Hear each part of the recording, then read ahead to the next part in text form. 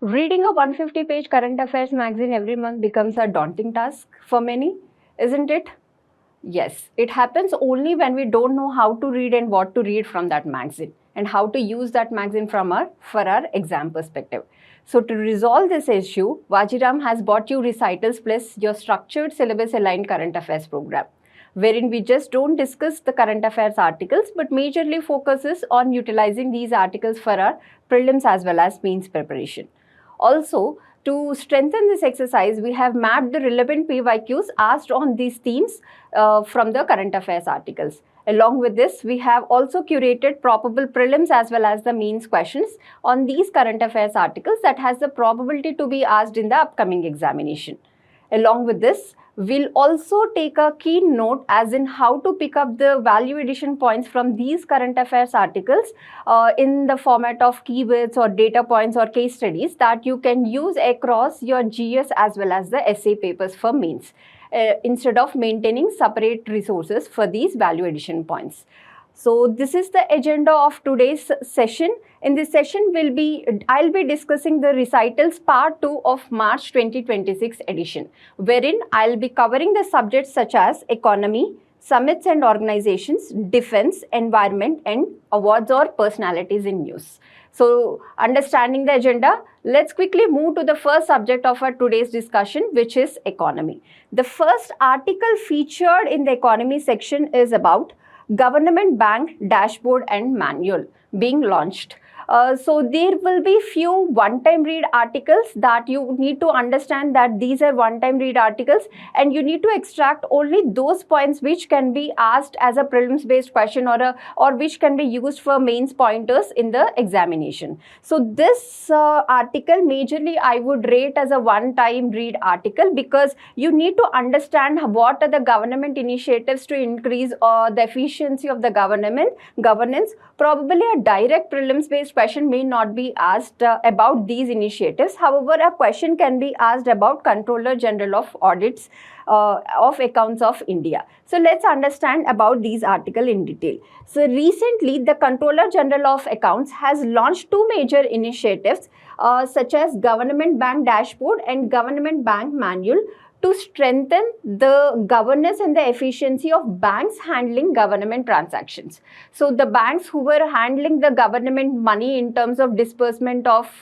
direct cash transfers or the bond amounts, everything. So the Controller General of Accounts has launched two initiatives to streamline these accounting businesses. So let's understand what is about the government bank dashboard. So it introduces a real-time data-driven monitoring of critical banking transactions with respect to government business. So what are those critical transactions that this government bank dashboard will monitor? About the remittances, scroll compliance, reconciliation status, and transaction success rates. So all these parameters will be noted down or monitored in a real-time basis using this government bank dashboard. And what is about this government bank manual? As the word itself is suggesting, this is a comprehensive and a standardized framework for banks to handle government businesses. So this is a kind of a SOP that banks has to maintain to handle or to note down the government transactions.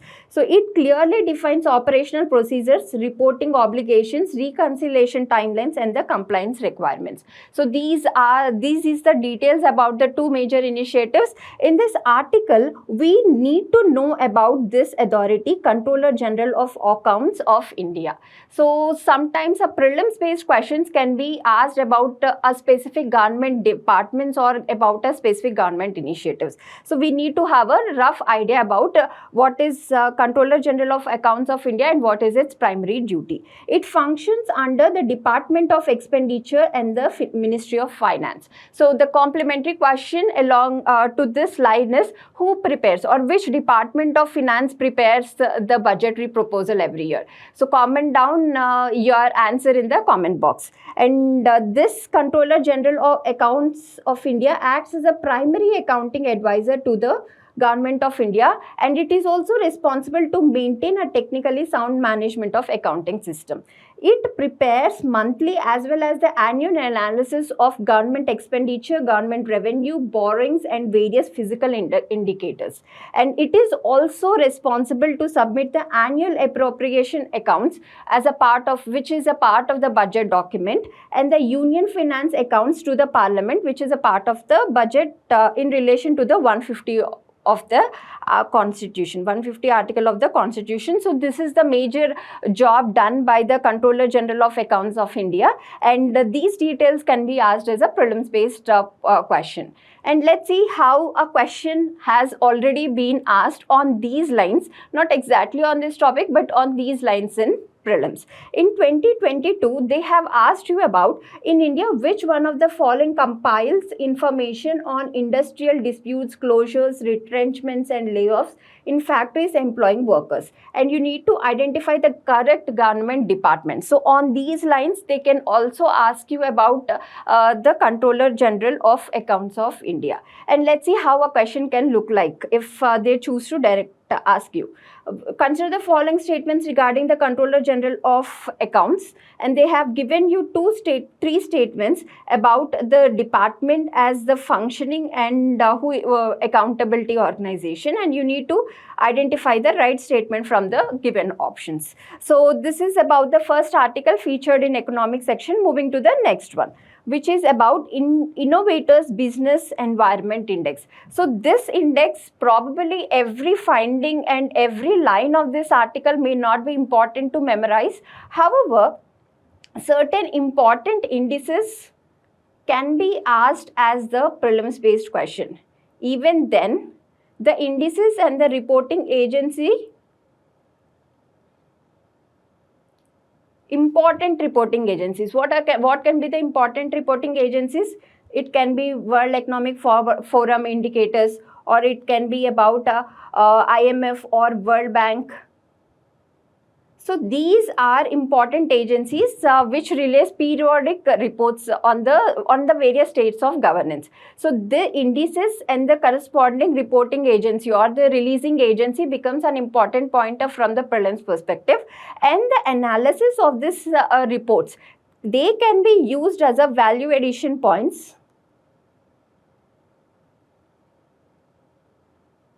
in your mains GS3 economy section and GS2 governance section, and sometimes in essay as well to substantiate your pointers.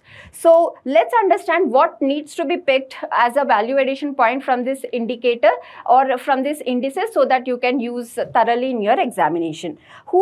Let's first understand who released this Innovators Business Environment Index 2026. Startup Blink has released the Innovators Business Environment Index 2026. So what is this indices is all about? It is a benchmark system dedicated to evaluate the ease with which innovators can start and operate a business across the world.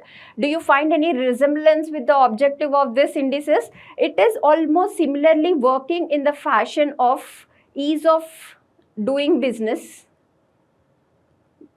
Ease of doing business, usually released by World Bank.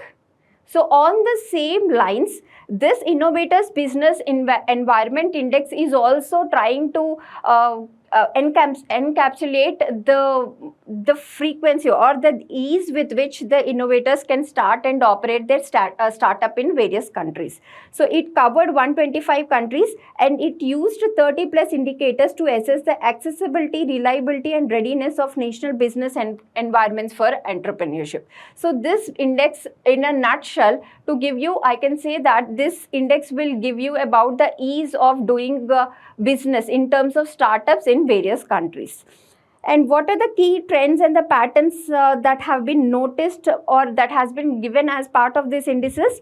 They have observed that one common feature among the top 20 performing countries has they have strong performance in terms of digital infrastructure. So this can become an important key point for the from the governance perspective to the government, that when you have a strong, or that when you have set up a strong digital infrastructure in our country, that naturally attracts the good business initiatives or good businesses into your country. So what is digital infrastructure? They mean internet speed, connectivity, technological readiness, which significantly facilitates startup creation and scaling as well.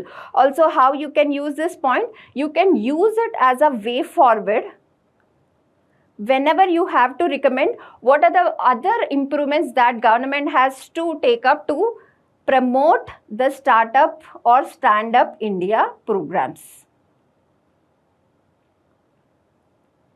So this is how you extract the value addition points from the given current affairs articles. And the second observation is 16 top 20 out of 20 countries shows strong results in regulation and governance, meaning there is ease of doing business in that country, which naturally attracted the startups to that country, making this a common characteristics among the leading business environment. Global mobility and openness is common but not universal strength. This is one of the strength factor but not universally visible in every economy. Also, the leading countries generally provided strong access to funding and financial infrastructure, meaning the government has actively taken steps to provide finance to the startups during their incumbency period. Also, taxation is rarely a key strength, with 17 countries demonstrating limited performance in this area. So these are the parameters based on which this indices has been released, and this is the rankings. The US is ranking first in this indicator, and the Singapore is ranking second. India ranks 54th ahead of China. So this is also a way of a kind of achievement if we consider India's rank in the Asia grouping. And whereas China is standing 85th globally. India's business environment is marked by robust regional strength, reliable access to capital within the Asia Pacific region, and the largest market size and the competitive cost structure. So these are the enablers for the startup or for the booming of startup business in India. So these factors or these keywords, you can make a note of it and you can use anywhere related to entrepreneurship. So I don't expect a direct prelims or mains based question on this. You can use this article for the value addition points perspective. Moving to the next article, which is about National Shipping Board. So considering the developments recently, which is about the West Asia crisis, so the sea lanes of communication, also the maritime routes, becomes very, very important. So in this context, the government has held a high level interaction with the National Shipping Board to address the emerging challenges in India's shipping sector. So this is kind of a statutory body, which acts as an advisory body, one point advice to the government on the maritime sector, to review the measures to strengthen the maritime capacity amid global geopolitical and trade dynamics. So this is the context of this article, and let's learn about National Shipping Board. And a direct prelims based question can be expected from this about this National Shipping Board. National Shipping Board is a permanent statutory body established in 1959 under Merchant Shipping Act 1958. So this is the parent act under which the National Shipping Board has been constituted, and it functions under the Ministry of Ports, Shipping and Waterways to advise the government on matters related to shipping and the maritime sector. So as the name itself is self-suggestory, so the objective is pretty much easy to predict, and the ministry is also pretty much easy to predict. So the student has to learn about the parent act in this article, and the board's recommendations have contributed, which is advisory in nature, to the evaluation of a sound maritime policy over the year. And the composition of this body is important. It consists of representatives from the government, ship owners, seafarers, port authorities, and the maritime training institution. So it is a multi-representative body which gives advice to the government on the maritime sector. Let's see how a prelims based question can be asked on this topic. With reference to the National Shipping Board, consider the following statements. They have given multiple statements, 3 statements, under which the student has to identify the right statement and mark the answer. So moving to the next article, which is about Essential Commodities Act invoked. So this is also a pretty much important article that you can expect a question in the prelims, or you can use as a substantiation in your mains as well. So recently the Union government has invoked Essential Commodities Act 1955. So this is a parent act that we need to remember to regulate supply of natural gas amid concerns over supply shortages triggered by the Iran-US-Israel conflict in West Asia. So this is the premise in this magazine you can understand, or you can see a continuity in the major theme of Iran-US-Israel war. So we will be seeing what is the issues, or what are the issues that the Indian government or as a common citizen we are facing due to this conflict, and what are the government responses to address this issue. So over a period of time you will notice this is the major theme in this monthly magazine, and you can align your current affairs articles or value addition points in terms of causative factors, issues faced by common citizens, and the government measures. So if I draw a theme, if I understand the major theme of the current affairs magazine, let's say West Asia conflict, I can arrange many of my current affairs articles in these 3 lines, and this becomes a 1-pager note for this theme. So let's understand how we can arrange these notes. For example, let's say the Essential Commodities Act is a prominent government measure to handle the crisis. So I will be marking Essential Commodities Act under this section, and meanwhile while progressing in the session I'll also tell you what are the issues under which you can be marking and what are the causative factors. Okay. Let's understand what is this Essential Commodities Act is all about, so that if a prelims based question comes, you are in a comfortable position to answer.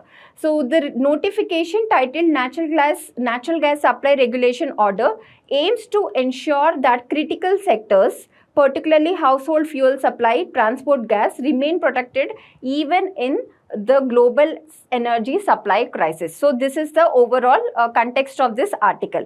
Let's understand what is let's understand this notification in detail. So this natural gas supply regulation order has marked priority 1, priority 2, priority 3 and priority 4 sectors. So priority 1, the order of importance or the order of supply is in the decreasing order as per the priority 1, priority 2, priority 3 and priority 4 sector.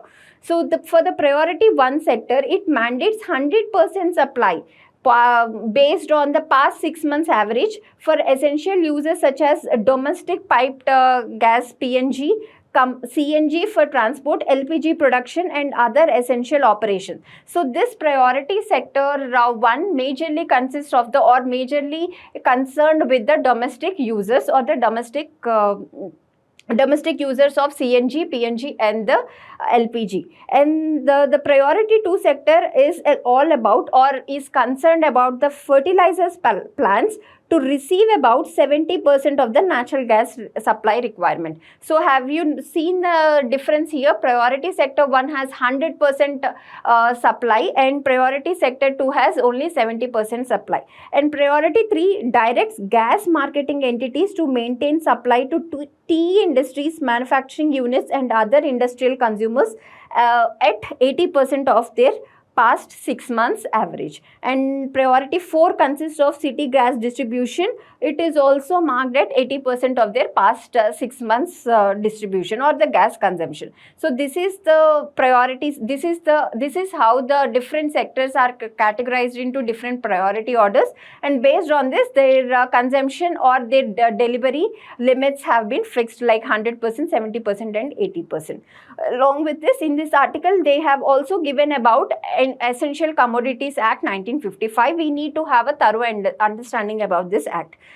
It is usually, the origin of this act is it was enacted when India was facing food scarcity due to the low level of food grains production during 1950s time. So the major objective of this act is to stop hoarding and the black marketing of goods and give consumers protection against these undue prices.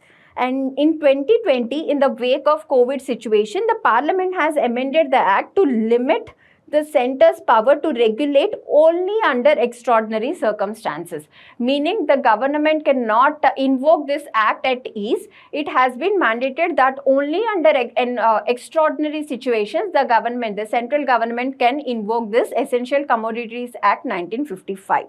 So it is stipulated regulating stock limit of any agriculture produce, or only in the case of 100% price in the retail price of that good. So this is the overall background of the Essential Commodities Act. Let's understand what is essential commodity. Has a definition been provided in this act? No. The Essential Commodities Act 1955 doesn't provide a specific definition of essential commodities. It is up to, or it is the discretionary power of the central government to list or delist any item, any produce in the Essential Commodities Act. So these 2 points are very important from the prelims perspective. They can be directly asked as a statement in the question. The act gives the central government to add or remove a commodity in the schedule. So presently, there are 7 commodities which are present in the Essential Commodities Act, such as drugs, fertilizers, both organic and the inorganic. This is also an important distinction that you need to remember while revising this article. This can also be asked as a prelims question. Foodstuffs, hank yarn, petroleum and petroleum products, raw jute and jute textiles, seeds of food crops and seeds of fruits, vegetables, cattle, fodder, jute seeds, everything. So this list is also pretty much factual in nature. However, there is a possibility that you can expect a question on this list as well. Let's see how a question can be asked for both prelims and the mains perspective.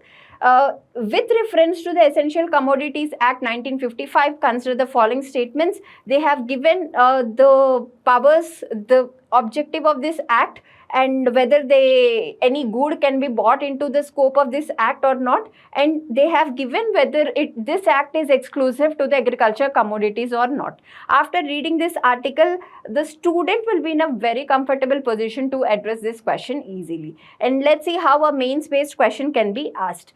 On the theme of energy security and governance, we can expect a question on this article, or you can use the content of this article to write an answer for this question. Energy security is increasingly intertwined with geopolitical uncertainties. Discuss in the context of India's natural gas sector what policy measures can be ensure resilience. So under policy measures, you can also discuss this government regulation as an important policy measure. Moving to the next article, which is about Physical Health Index 2026. As we have discussed before in the part of startup ecosystem indices, which was given by an external agency, at the domestic level, the indices or the reports released by Niti Aayog becomes very important for prelims perspective. We can expect a direct question based on the Niti Aayog reports, or else we can use the report findings or the indices findings as a part of our value addition points or substantiation points in our mains answers. So let's understand what is this Physical Health Index 2026 is all about. So Niti Aayog has released second annual edition of Physical Health Index 2026. As the name itself is suggesting, so this index is all about measuring the physical health of various states. And it provides a comprehensive and a comparable assessment of the physical performance of India states. So we'll be through this index, the Niti Aayog is giving us a picture as in how states are performing in terms of revenue generation and tax collection, as well as the distribution of that money into various sectors. So what is the significance of state finance? Since the states account for 1/3 of the India's general government debt, we need to understand as in how the states are going, or in what direction the states are spending their money, whether they are using that money for capital generation, or whether they are using that money for the committed expenditure or in the revenue section. So based on this analysis, we can frame the FRBM. Have you remember, or do you remember about FRBM Act, which imposes limits on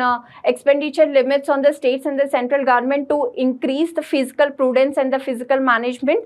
So that way, this analysis of the indices gives a better perspective as in how the provisions of FRBM Act can be implemented effectively. So let's understand about fiscal health index. It has been designed as a data-driven framework to evaluate fiscal soundness, guide reforms, and promote evidence-based fiscal policing across the states. And it also offers, in terms of recommendations, it offers a roadmap to achieve fiscal consolidation. What is fiscal consolidation? Meaning maintaining debt indicators within sustainable limit is fiscal consolidation. Improving transparency in terms of reporting the indicators, facilitating effective resource management.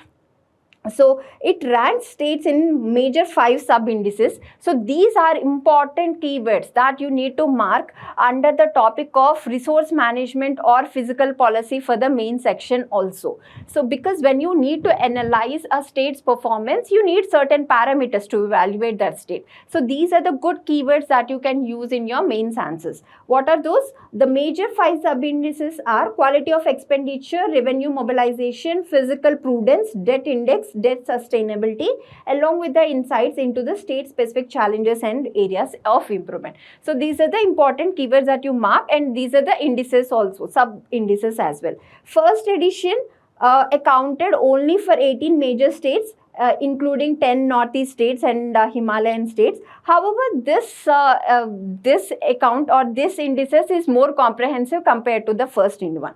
And this physical health index categorizes states into achiever, the first category states who are doing well, and the front runner who are ambitious to perform well, the performer, and the aspirational. Aspirational is kind of a category that we use for states who are not doing relatively well at this present moment, but who are aspiring to become better in the terms of performer or front runner category.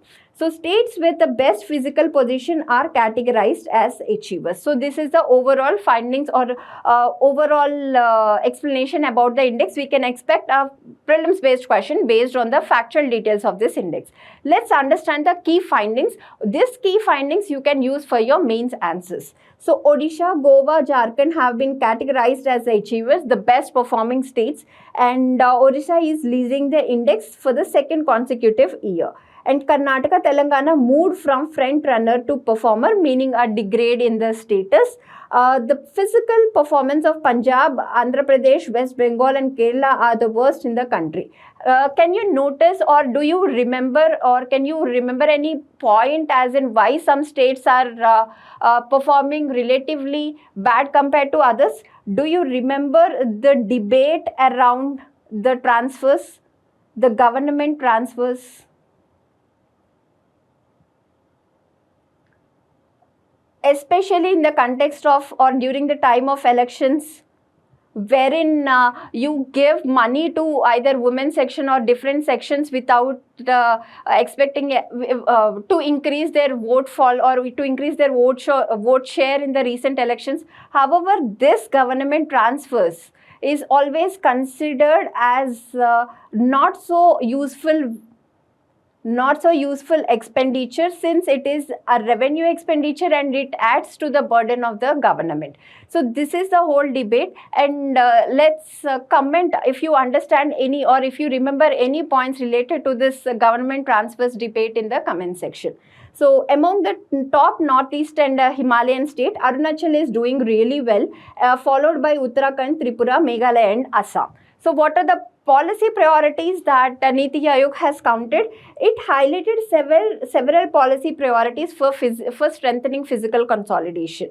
They include, so these are the points that you can use as a way forward on the questions related to physical policy. So what are the measures that you can recommend as quoting Niti Aayog as a way forward to ensure physical consolidation? The first being enhancing revenue mobilization and strengthening state-owned tax capacity. Apart from GST, sharing of GST, what other taxes that states can exclusively impose and collect? Comment this also in the comment box section. States on rationalizing committed expenditure to restore fiscal flexibility and improving the composition and the quality of the capital expenditure. So quality of expenditures, this government transfers is can be quoted as an example in the quality of expenditure. It is also important to adopt medium-term fiscal planning frameworks to manage debts and debt trajectories more efficiently. It emphasizes the need to strengthen public financial management systems, improve transparency through the use of verified fiscal data, and monitor off-budget borrowings closely. The important concept that you also need to know is about off-budget borrowing capacities, or off-budget borrowing of budget borrowings. So what are these borrowings? These are the borrowings done by state PSUs or public sector undertakings on behalf of government, or on the guarantee, or the government being the surety or guarantor. So though they don't appear as the direct expenditure in the budget process, however, in the case of default, the government has to pay these payments on behalf of PSU. So that is called off-budget borrowings. This is also an important theme for the mains questions. So you need to understand, this is how you will learn this article from the prelims and the mains perspective. Let's see what are the PYQs and the probable questions that can be expected from this topic. Indices, as I told you before, are always important from the exam perspective. In 2015, they have asked you which one of the following issues is the Global Economic Project Prospects report periodically, and you need to identify the issuing agency. On a similar basis, they can ask you about multiple statements about the Physical Health Index 2026. If a simple question comes, they can directly ask you about the agency which releases this index. And or else, if they choose to give you a difficult question on this topic, they can ask you to identify the sub indices in the physical health indices, and you need to identify the right option. So this is the article this is about physical health index article. Moving to the next one, which is about Zohar rice. So any rice or any GI tagged, recently tagged product becomes an important perspective, or important from prelims perspective. So recently India has exported its first consignment of Assam GI tagged Zohar rice to UK and Italy. So this is the context of article. Knowing about Zohar rice is important from the prelims perspective. This export was facilitated by EPEDA, Agriculture and Processed Food Products Exports Development Authority, working under Ministry of Commerce and Industry. This is the catch. Hearing about the institution, usually we can get an impression that it might work under the Ministry of Agriculture. No, EPEDA works under the Ministry of Commerce and Industry in collaboration with the state government department. So Zohar rice is an aromatic indigenous variety cultivated in Assam that received GI tag in 2017. What is the speciality of this Zohar rice? It is valued for its distinct fragrance, fine grained texture and rich taste. Earlier also it was was exported to West Asia and Vietnam. So this is the overall details that you need to, these are the 2 points that you need to understand about the Zoha rice, which if asked in prelims, they can be asked on these lines. Let's understand what is the probable question with reference to Zoha rice. They have given certain 3 statements about the Zoha rice, and the student has to identify the right statement. Moving to the next question, which is about Prism SG portal. See, even this Prism SG portals or any portals becomes important from the prelims perspective, because the details of these portals can be directly asked as a prelims based question. And in mains perspective, when you need to discuss about the government measures in handling certain issues, you need to discuss about the portal schemes introduced by the government to handle that issue. So this becomes important from both prelims as well as mains perspective. So let's understand what is this Prism SG portal is all about. So the Ministry of Road Transport and Highways has launched Prism SG portal for railroad inspection and stages management steel graders portal. So this is a full form of Prism SG portal. What is the main objective of this? It is aimed at enhancing efficiency, transparency, interagency coordination in infrastructure development. So under GS3 section, we have a topic called infrastructure. Under this, one of the major important component under infrastructure is roadways. So under roadways section, you need to discuss about issues and the government policy measures. So under this section, you can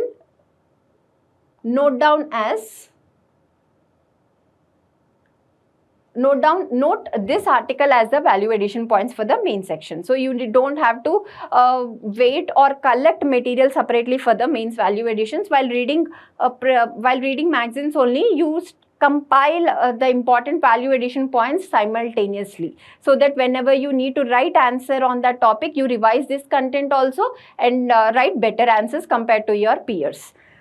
So this is the overall objective of the Prism SG portal, and it has been developed to digitize key approval and inspection process related to the construction of road over bridges and the railway bridges. So this is the objective of this Prism SG portal. And what is the advantage of this portal? It would reduce the delays so that along with real-time tracking and coordination among the stakeholders. So this is the important factual details that you need to remember from this article.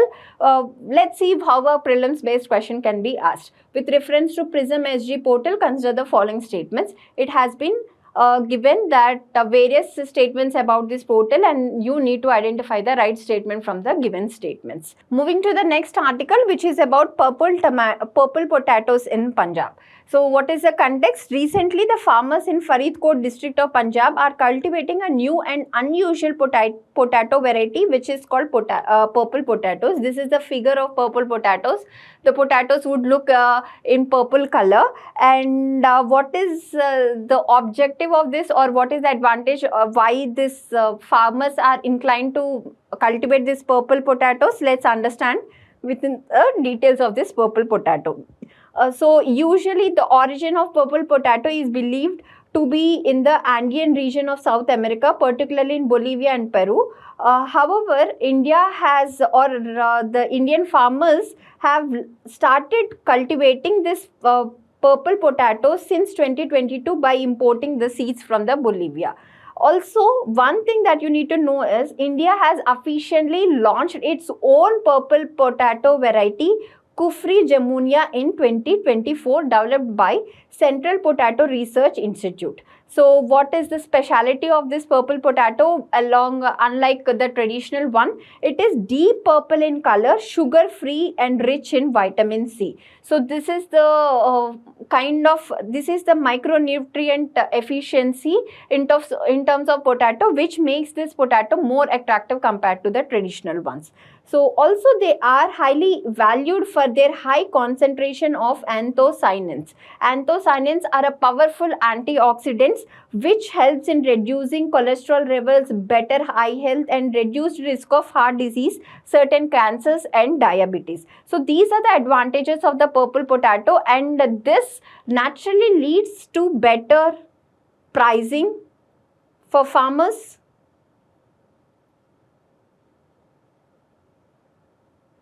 which leads to doubling of farmers' income. So under the theme of doubling of farmers' income, specialized crops or better variety of seeds is an important thing that we need to ensure for the doubling of farmers' income. So under this, you can quote as a purple potato as a main value addition point. And this crop adapts well to the climatic conditions of the Punjab, which are relatively fungus free and therefore suitable for producing diseases free potatoes. Also, the crop duration is usually around 3 months, which is also sown as a Rabi crop.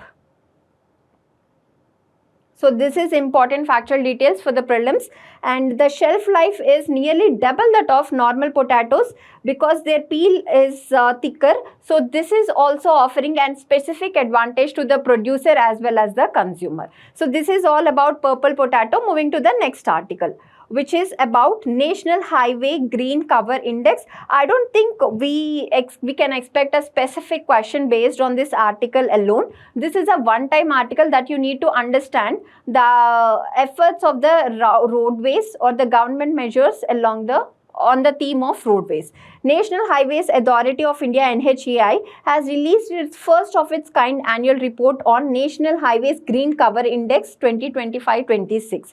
As the name itself is suggesting, it is going to analyze or monitor the green cover along the highways, extent of green cover along the highways. This has been prepared in the coordination with the National Remote Sensing Center of ISRO. It provides a scientific and a quantitative assessment of green cover within the right of way along the national highways. So this is the major objective of this National Highways Green Cover Index. It is reported what is the green cover index or how green cover index has been calculated.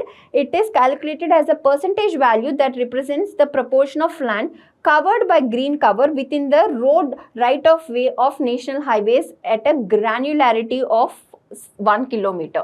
Meaning, if this is a highway per 1 kilometer, they will assess what is the extent of green cover. So this index will give you a perspective of green cover along the highways which are maintained by the National Highways Authority of India. So this is the overall thing that we need to read or understand from this article. Moving to the next article, which is about National Investment Infrastructure Fund.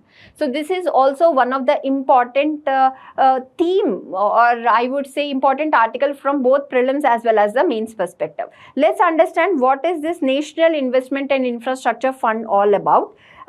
This National Investment and Infrastructure Fund, as the name itself is suggesting, is a government-backed entity, meaning quasi-sovereign fund.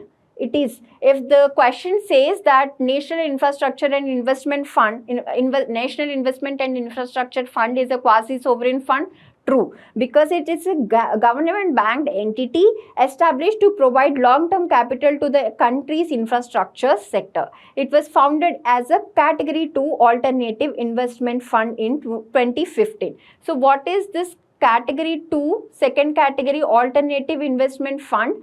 They are SEBI regulated or SEBI monitored private equity funds. They are not open to public issue. They are private equity funds. However, they are regulated by SEBI. So what is this private equity funds? Individual companies or an investor, as an investor, can invest the amount or the funds into certain ventures. So this is all about private category second alternative investment fund. And the objective behind creating this fund is to maximize economic impact mainly by investing in commercially viable projects, both greenfield and brownfield. Whenever you study the topic of infrastructure from the mains perspective, you will come across the words greenfield projects as well as the brownfield projects. Let's understand what is the difference.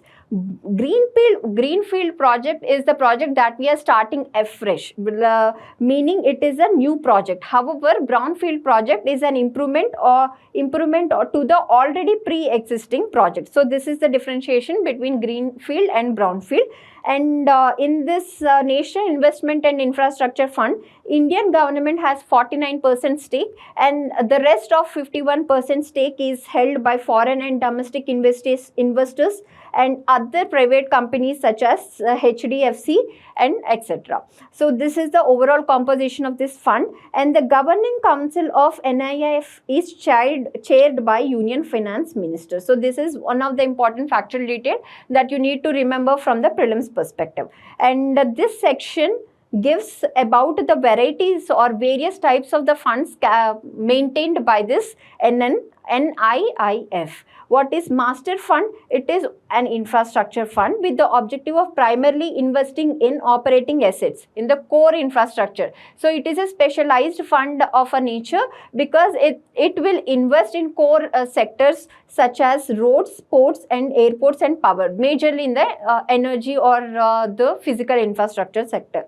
What is funds of funds? Private market fund. As the name is suggesting, it is this component of the fund will be investing funds managed by private managers who have good track records in infrastructure and associates. Though they don't directly invest into the projects, they will invest their funds into the fund managers, maintain funds managed by the fund managers, who in turn will invest in real or good infrastructure projects. What is about this strategic opportunities funds? It invests largely in equity and equity linked instruments, meaning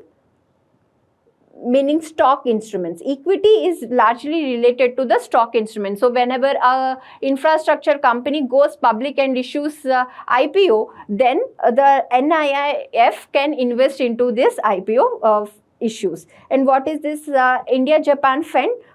It focuses on the environmental preservation. So it will invest in green sectors and traditionally high GHG emitting sectors. So these are the different categories of the fund maintained by the National Investment and Infrastructure Fund. Let's see how a prelims and the prelims based questions can be expected. In 2017, UPSC has already asked about the factual details of the National Investment and Infrastructure Fund. It has given two statements and the student has to identify the right statement. On the similar level, they can ask you more details about this National Investment and Infrastructure Fund, such as when it was established and what it is registered, like the category of the fund type can be asked, and what is the major purpose of this fund can be asked as a different statement, and you need to identify the right one. Also, a question can be modeled on the lines of alternative investment funds. So, the student has to understand the definition of alternative investment fund, why it is called alternative, and the categories of alternative investment fund.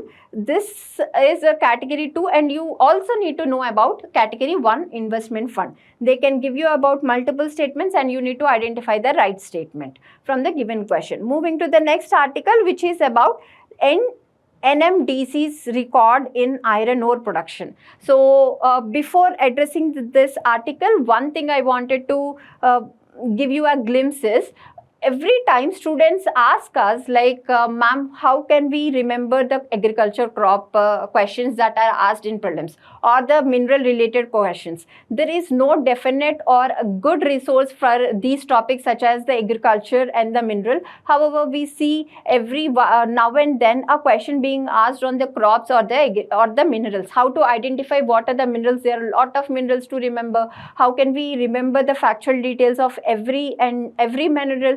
That is purely not possible for everyone.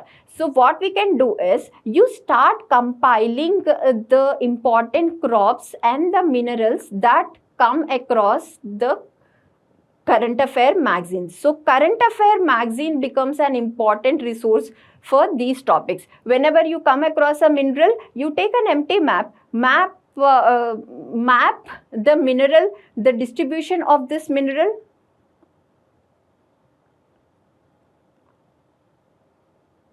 Across India, specifically top 3 producing states of that mineral, domestically and internationally. So this is how you will learn about the minerals and the agriculture crop section. There is no particular NCERT, or even the NCERT has an important minerals, but there are more important minerals which are in news, and there is no notes available on NCERTs in the on the minerals which are important from the current perspective. Let's say critical minerals, we don't see rare earth minerals, rare earth elements, we don't see a notes on these minerals in the NCERT. So the best source for compilation for these minerals becomes the current affair magazines only. So whenever you come across a mineral, you either maintain a separate note, or you can use the maps to map the mineral distribution. So coming to the article is about National NMDC, National Mineral Development Corporation, record iron ore production. So this year in 2025-26, NMDC Limited, which is a PSU, Navaratna PSU, has become the first mining company in the country to produce 50 million ton of iron ore in a single financial year. So this is an achievement in itself. Also, this is reflecting the efficiency in the mining operations in India. And let's learn about NMDC Limited. Hardly they can ask you a question, but it is for the general knowledge. You need to know about this PSU. It is incorporated in 1958 as a Navaratna PSU, and it is a Navaratna PSU currently working under the Ministry of Steel. And it is the largest producer of iron ore in India. The connected topic to this question is, do you guys know the classification of PSU? Navaratna, Maharatna, Miniratna? Comment if you know about this classification, comment your answer in the comment box. And this National Mineral Development Corporation has achieved this feat or success with highly mechanized operations along the mineral-rich regions of Chhattisgarh, Karnataka. Meaning Chhattisgarh and Karnataka are the major iron ore producing states in India, and it is also the only PSU which is operating the only mechanized. Whenever you see only, this also becomes important from the prelims perspective. Only mechanized diamond mine in India at Panna, Madhya Pradesh. So this is also factual detail that you need to understand from the prelims perspective. Let's see about the iron ore distribution. It is a naturally occurring mineral from which iron will be extracted. It is used primarily in the production of steel, and it is important for infrastructure perspective as well, under which is also important indirectly for the economic development. Iron ores are majorly classified into 3 types based on their content, iron content. So, for example, the first type is hematite, which is the high-grade quality of iron ore, which contains high percentage of iron, around 60 to 70%, and is widely used in India. And the second type is about magnetite, which also has iron content, but it is less commonly used due to the existence of impurities compared to the hematite ore. And the third type is limonite and siderite, which have low iron content and limited economic importance. So these 2 points gives the top 3 world producers. For example, Australia is the leading producer, followed by Brazil and China and India. So A, B, C plus India is the mnemonic that you can use to remember the top 3 producers from the world. And in India, it is predominantly produced by the states across peninsular India and the eastern and the southern states. Majorly located Odisha, Jharkhand, Chhattisgarh, Karnataka and Goa. So these are the major producers of iron ore in India. Let's see how a question can be asked. In 2013, what they have asked is, natural gas occurs in Gondwana beds, mica occurs in abundance in Koderma, Dharawars are famous for petroleum. So they have asked you about the major area from which this production of this mineral happens. On the same lines, they can ask you about the mineral ore as well, iron ore as well. And the next topic of discussion is about Bhavya Yojana. This is an important scheme. Schemes are again important from the prelims perspective. The details of the schemes can be asked as a prelims based question, or in the mains under the government efforts initiative, or under the government initiative section, you can drop the names of these schemes, which will enhance the marking of your answers. So let's understand what is this Bhavya Yojana is all about. Bhavya Yojana, the full form of Bhavya Yojana is Bharat Audyogic Vikas Yojana, Bhavya. And the major objective is of the Bhavya Yojana is to develop 100 plug and play industrial parks across the country. So this topic or this scheme is important under the major theme of manufacturing and industry. So this, under this important theme, you can drop the Bhavya Yojana as an example for the government initiative. So what is the major objective of this Bhavya Yojana? Development of 100 plug and play industrial parks across the country. It is aiming to develop world-class industrial infrastructure so that it unlocks the manufacturing potential and drive India's growth story. Currently, the share of manufacturing is hovering around 15%, and the aim of the Indian government is to increase the share of manufacturing from 15% to 25%. And to achieve this objective in line, we have, or the government has introduced this scheme. And this Bhavya will be implemented in partnership with the states and the private sector players. So this is going to be PPP project, meaning public-private partnership project. In public, it is both center as well as the state. So this is the overall details of the Bhavya project, which can be asked as a question or the prelims based question. Who will be the primary beneficiaries? Manufacturing units, MSMEs, startups, global investors seeking ready-to-use infrastructure will be the primary beneficiaries. And let's read about the details of the scheme in detail.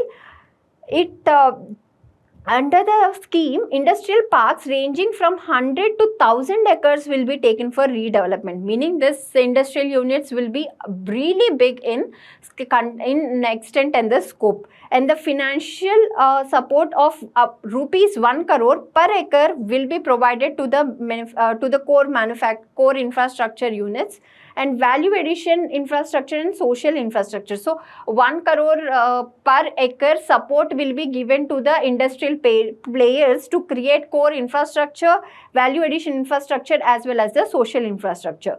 And along with this, support for external infrastructure will also be provided up to 25% of the project cost, ensuring seamless connectivity and integration with the existing networks.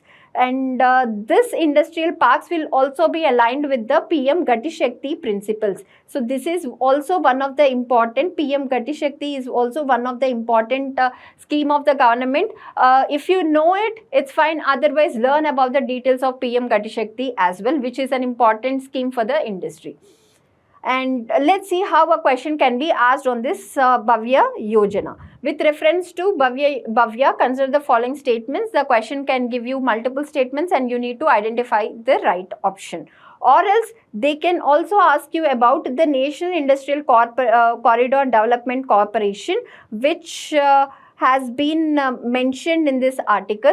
So the objective and the functions of this National Industrial Corridor Development Corporation can be asked as a direct prelims based question, and you need to identify the right statement. Moving to the next article, which is about, in the same article we have the details about the National Industrial Corridor Development Corporation. It works under the Department for the Promotion of Industries and Internal Trade. It is responsible for development of world-class greenfield industrial smart cities. So this Bhavya Yojana will be handled by National Industrial Corridor Development Program along with the state government. So this would be the implementing agency.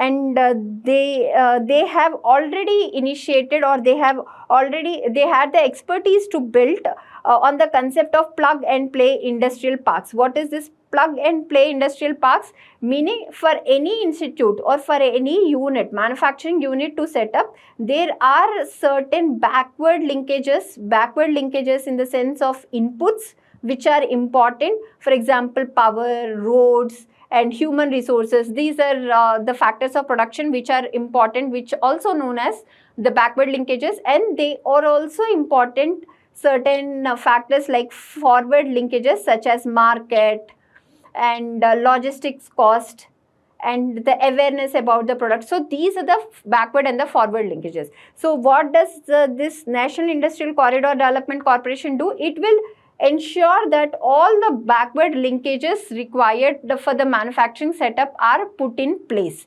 For example, they will create ready-to-use ecosystems for the manufacturing players where land, utilities, approvals, infrastructure are pre-developed, and the industries has to just come and set up their units and start manufacturing.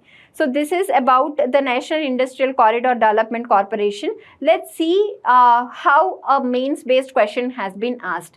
In 2015, industry or the manufacturing is an important theme, under which they have asked as a question such as, there is a clear acknowledgement that special economic zones are a tool of industrial development. Manufacturing and exports, recognizing this potential, the whole instrumentalities of SEZs required documentation. Discuss the issues plaguing the success of SEZs with respect to taxation, governing laws and administration. On the basis, they can ask you as an overall general question, as in what are the issues plaguing the industrial sector, and what are the recent government initiatives taken to plug the gaps in this industrial sector. So this is about this article. Moving to the next article. The next article is about the impact of Iran war on Indian industry. As I have told you before, impact of Iran war is an important theme covered in this issue. So various articles gives you a better perspective about that issue in detail, and this is one among them. So let's understand what is the impact of Iran war on Indian industry. The war in West Asia is not just disrupting the global oil and gas markets, it is also impacting the input or impacting the flow of key industrial inputs from the region to several core Indian industries. Let's understand what are the various industries which got impacted by this in Iran war. The West Asia broadly includes the 6 Gulf Cooperation Council countries. Even current affair magazines is very, very important for the international relations subject, which is important for both prelims and the mains perspective.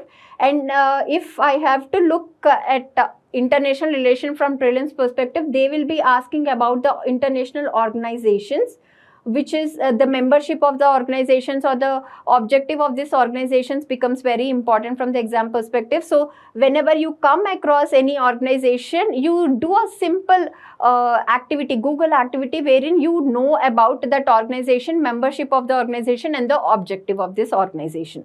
So the West Asia broadly includes the 6 Gulf Cooperation GCC countries along with other regional economies such as Iran, Iraq, Israel, and this is the overall West Asia region and the countries in the West Asia region. For India, the region remains a crucial supplier of both energy and industrial inputs. So along with this West Asia region is also important from the perspective of remittances for India.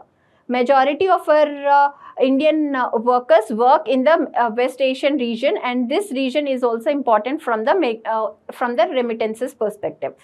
And what are the sectors which got impacted due to this Iran war? Sectors such as steel, fertilizers, cement and power transmission depend heavily on imports of essential raw materials from this West Asia. So these are the sectors which got impacted heavily due to this Iran war.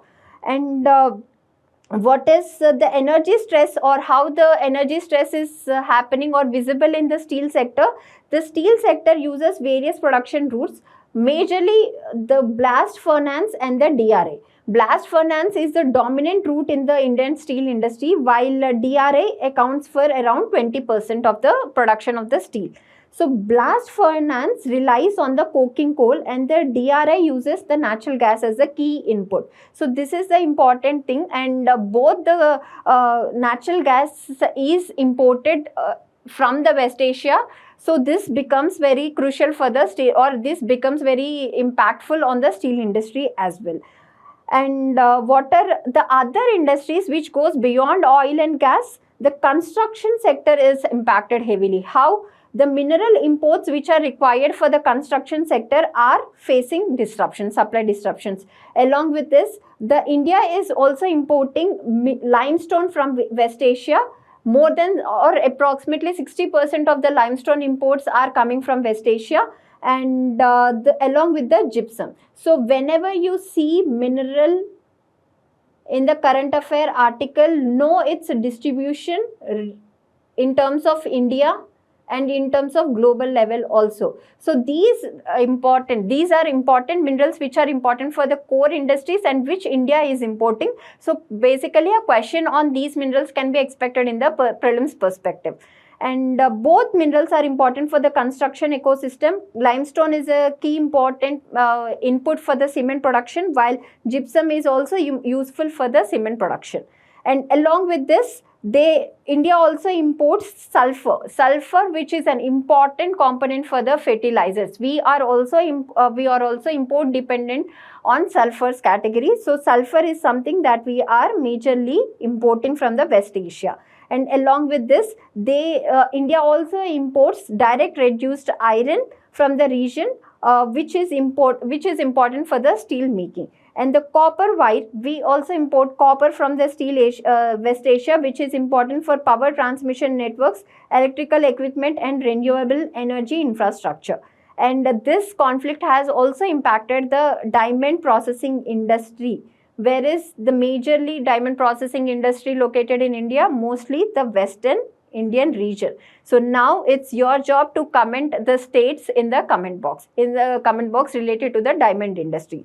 So this is the impact of the war on Indian industry, and from the prelims perspective you need to mark the important minerals which were mentioned in this article, and from the mains perspective you need to understand how India is dependent on imports for energy efficiency as well as for the key input materials for the core industries. Moving to the next article, which is about rice fortification suspended. In GS2 we have a topic called hunger, which is, and under this hunger one subtopic is malnutrition or micronutrients deficiency. And it is also known by the name of hidden hunger. So, and one of the major observation is most of the Indians are suffering from this hidden hunger, meaning the micronutrient deficiency. So what the government has thought is to reduce this micronutrient deficiency, which is important for the health and the mental development in the children, in the school going children or in the adults in general. So the government has started the fortification of food grains as a solution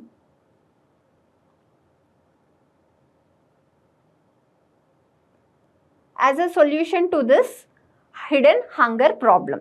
Now, according to a report released by IIT Kharagpur to assess on this efficiency of this fortification program, based on the report findings, the government has temporarily suspended the rice fortification. Let's understand what is this all about in detail. The government has recently decided to temporarily discontinue its rice fortification under the Pradhan Mantri Garib Kalyan Anna Yojana. So this is also an important scheme that you need to know about. And what is the reason for this? as the study conducted by the IIT Kharagpur has concluded that fortified rice are susceptible to micronutrient reduction and shortening of shelf life during prolonged storage, routine handling, eventually limiting the intended nutritional outcomes. So what is this all about? I have fortified the rice and I am supplying this fortified rice under the public distribution system PDS program. But what is the major issue with the PDS program? I'm consolidating, or I'm distributing, I'm kind of gathering this fortified rice way long back, and I'm distributing this rice way long back. So during this period, it is noticed that the micronutrients are reduced overall, and it is also impacting the shelf life in the shelf life of the fortified rice. So as a result, the intended benefits of fortification of rice or food grains is not being given to the, or is not being delivered to the common man. So the associated topic that you need to understand is GS3 agriculture. We have buffer stocks and the public distribution system. And as a part of this major two topics, this topic can be interrelated. And let's see what is the major issue. So major issue is, considering the procurement volumes, the rice remains in storage for 2 to 3 years, and it is noticed that usually in this, during this 2 to 3 years, the intended benefits or the fortification benefits are lost during this time period itself. So when distributed to the common man, the associated benefits, positive benefits of this micronutrient deficiency were not noticed. This is a study conducted by the Kharagpur, and in response to it, the government has decided to suspend its the fortification program. And what is rice fortification? And in 2021, the government has decided to start with the fortification of rice as an experimental basis, and by 2024, it has been included, or it has been added to all of the other government major programs. And fortified rice is produced by blending fortified rice kernels with the regular rice. Meaning, for example, in a 1 kilo sample of normal rice, 300 or 400 grams of fortified rice will be added, and this will be supplied as a normal rice. And what are the minerals, micro minerals that would be fortified in this fortified rice? FSSAI has prescribed fortifying or blending rice with 3 important micronutrients such as iron, folic acid, and vitamin B12. So these are important minerals which are on a deficiency level experienced by average Indian. Iron, especially the females in the country are experiencing anemia as a major issue. So to reduce this, iron has been fortified with the rice. So this is the context of this article, and this context, this article may not be explicitly asked in the prelims based question. However, you need to remember this article from the mains topic in terms of buffer stocks, PDS, and etc. Moving to the next topic, which is about relief scheme. So this scheme is also important from the government initiatives perspective. Let's understand what is this relief scheme is all about. So the relief scheme was proposed by the government under the export promotion mission. So as we have all seen, it is also as a government, introduced as a government measure to withstand or to adapt to the negative impact posed by the Iran or West Asia conflict.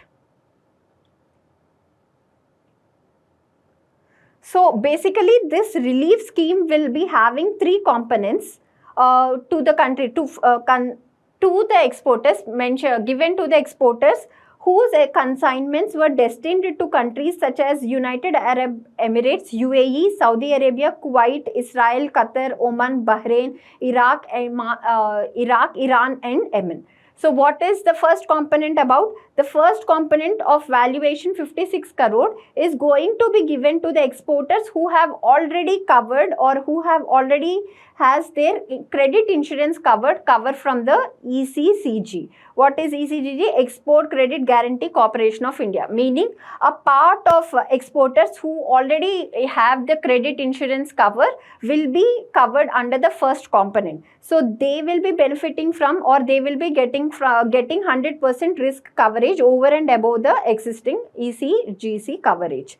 And this is the first component, and the second component is aimed at those exporters who have not yet opted for ECGC cover.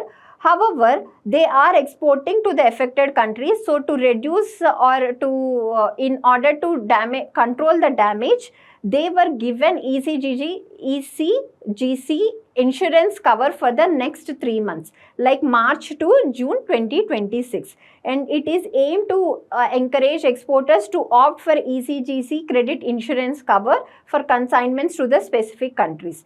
However, in this case, in the second component, ECGC would provide only up to 95% of the losses, unlike the first segment, which will provide 100% to the losses.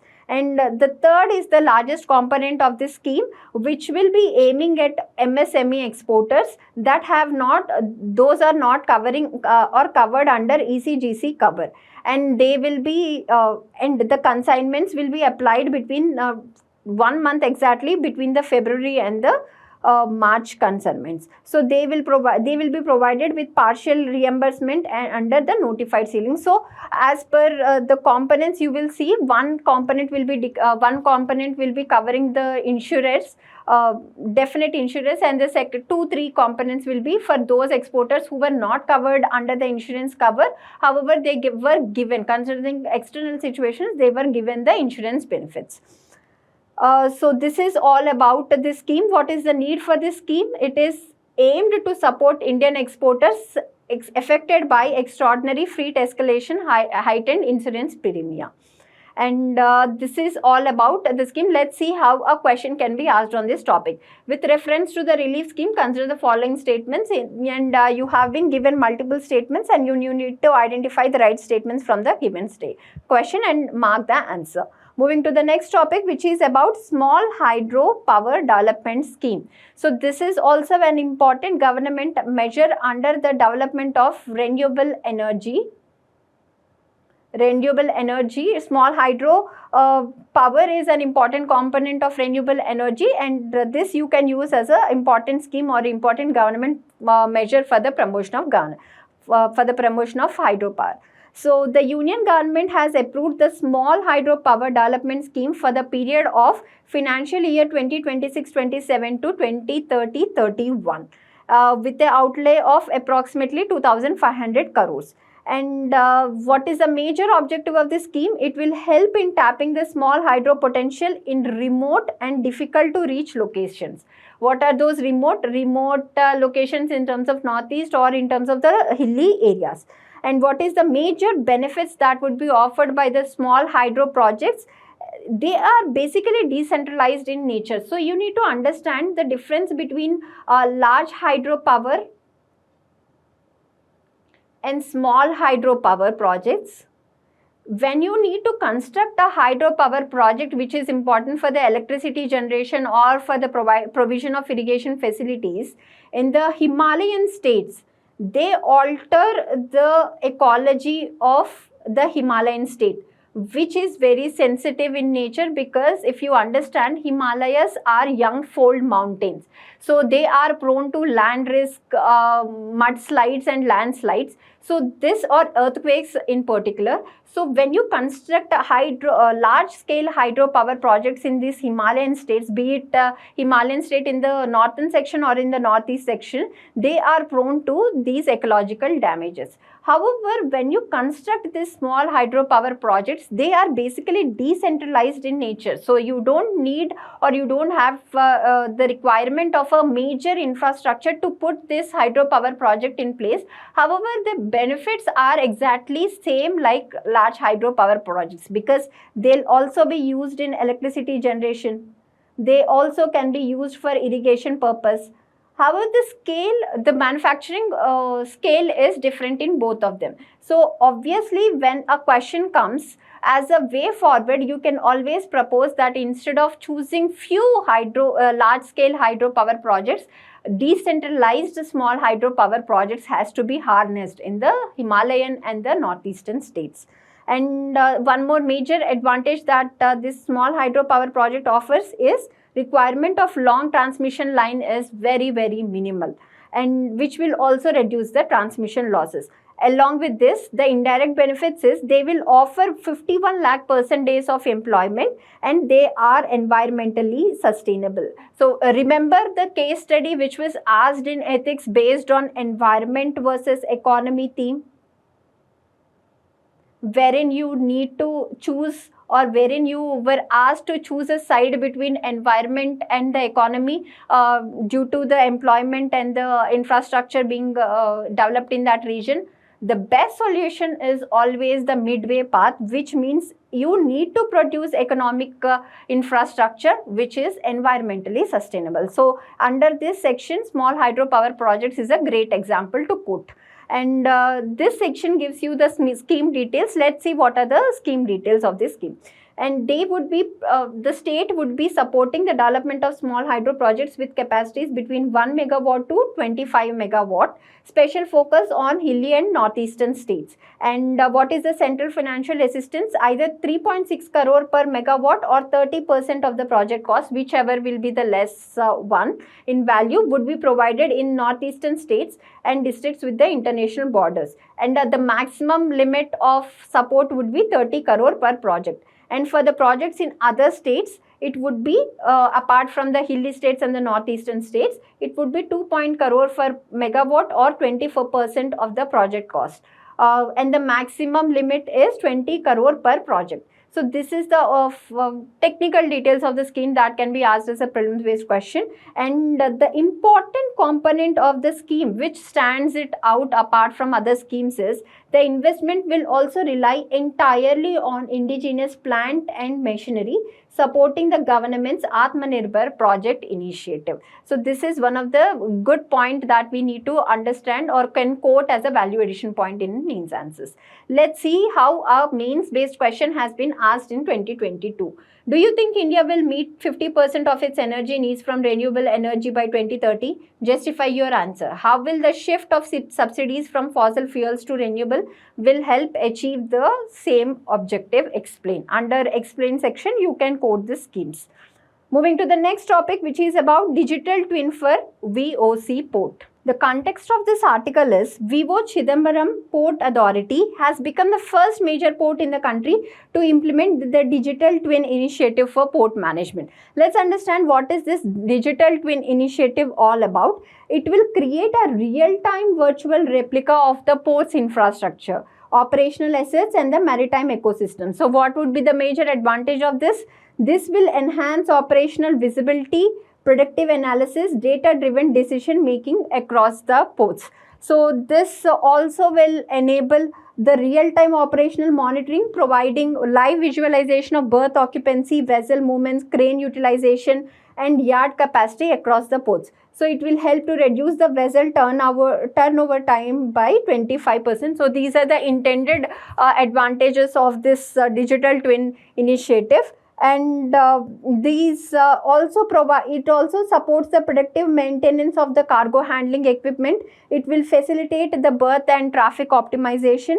It will also provide energy and emissions tracking to support data-driven sustainability management. So this is also one-time read article. However, you need to know about this Chidambaram port in detail.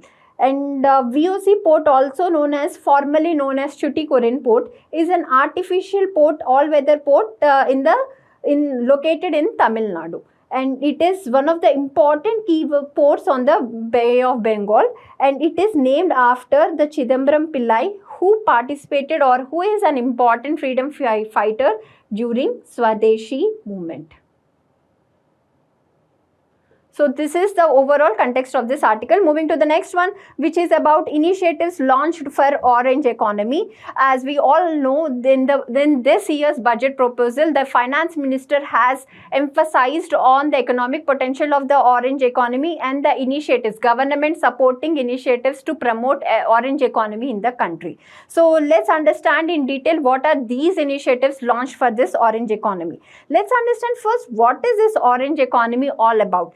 This orange economy is also known as a creative economy, whose economic value will be primarily derived from creativity, culture, technology, and intellectual property in the fields of music, film, design, fashion, publishing arts, and software development. So this is all about, like, any content creation or any economic activity whose value is derived due to creativity or culture or technology is part of this orange economy. And what are the initiatives launched by the Ministry of Information and Broadcasting? There are three main initiatives to launch to boost this orange economy. First is National AI Skilling Initiative. This initiative is launched in partnership with the Google and the YouTube, and it is implemented through the Indian Institute of Creative Technologies. And what is the major objective of this scheme? It is aimed at strengthening AI capabilities in areas such as animation, visual effects, gaming, comics, etc.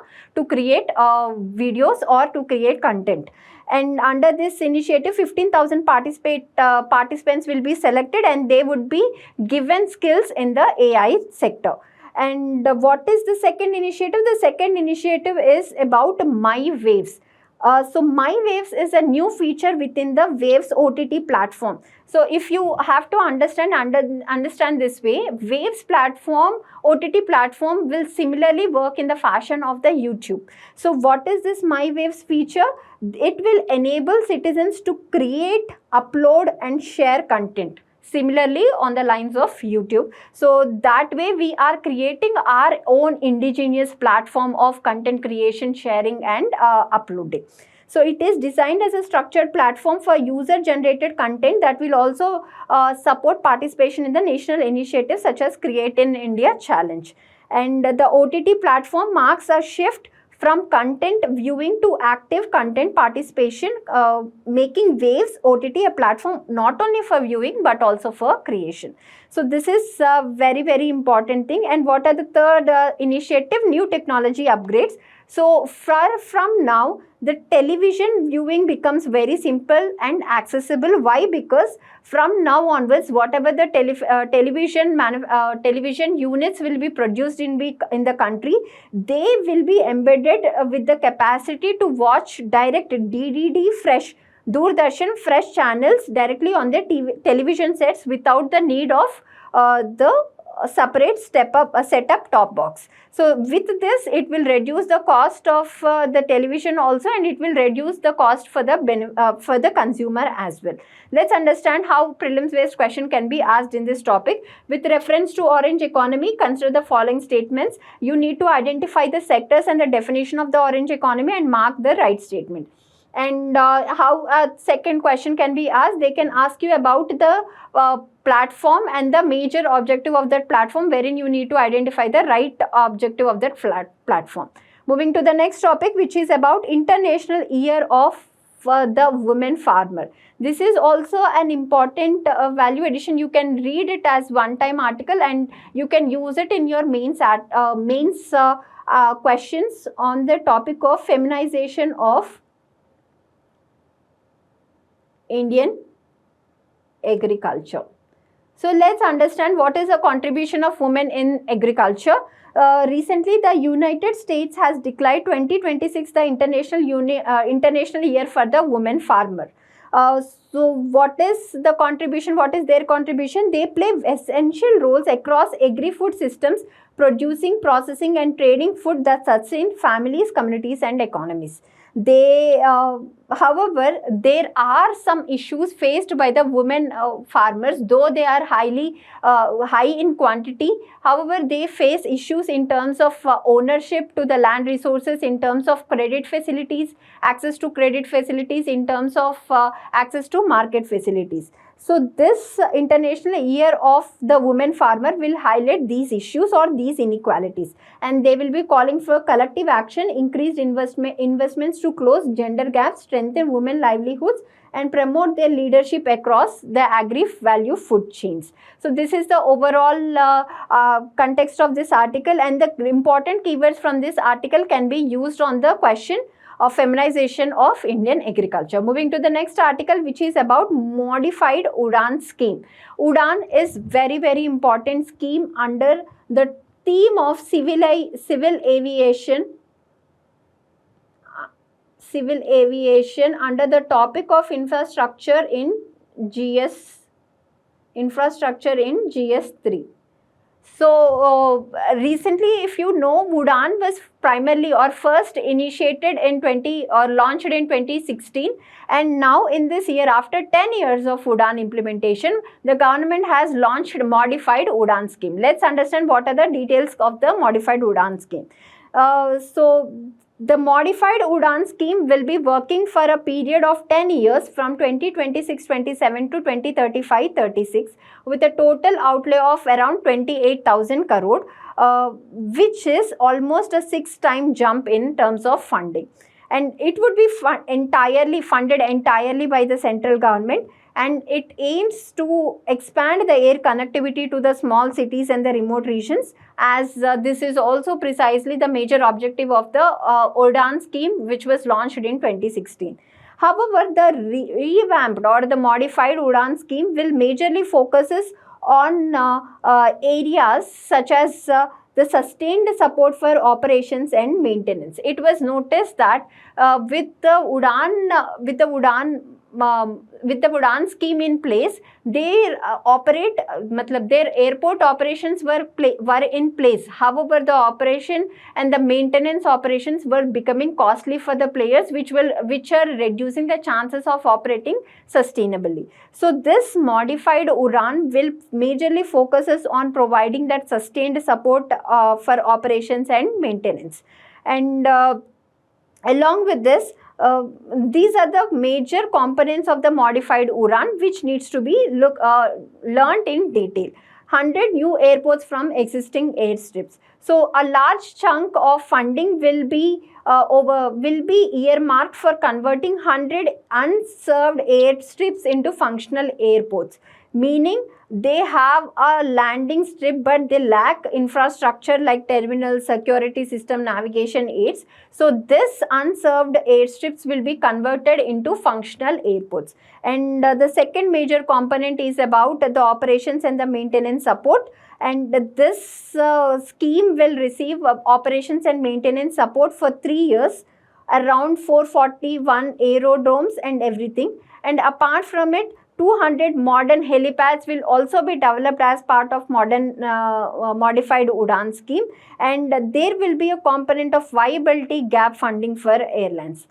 So what is viability gap funding in a nutshell? For example, if I require 500 crores to set up that airport infrastructure, and I have spent 300 crore infrastructure, and I am in line or in requirement of additional 200 crore infrastructure. This 200 will be given by the government under the viability gap funding support to the airport players. So this airline operators assigned regional routes will receive viability gap funding financial support to make otherwise commercially unviable routes operable.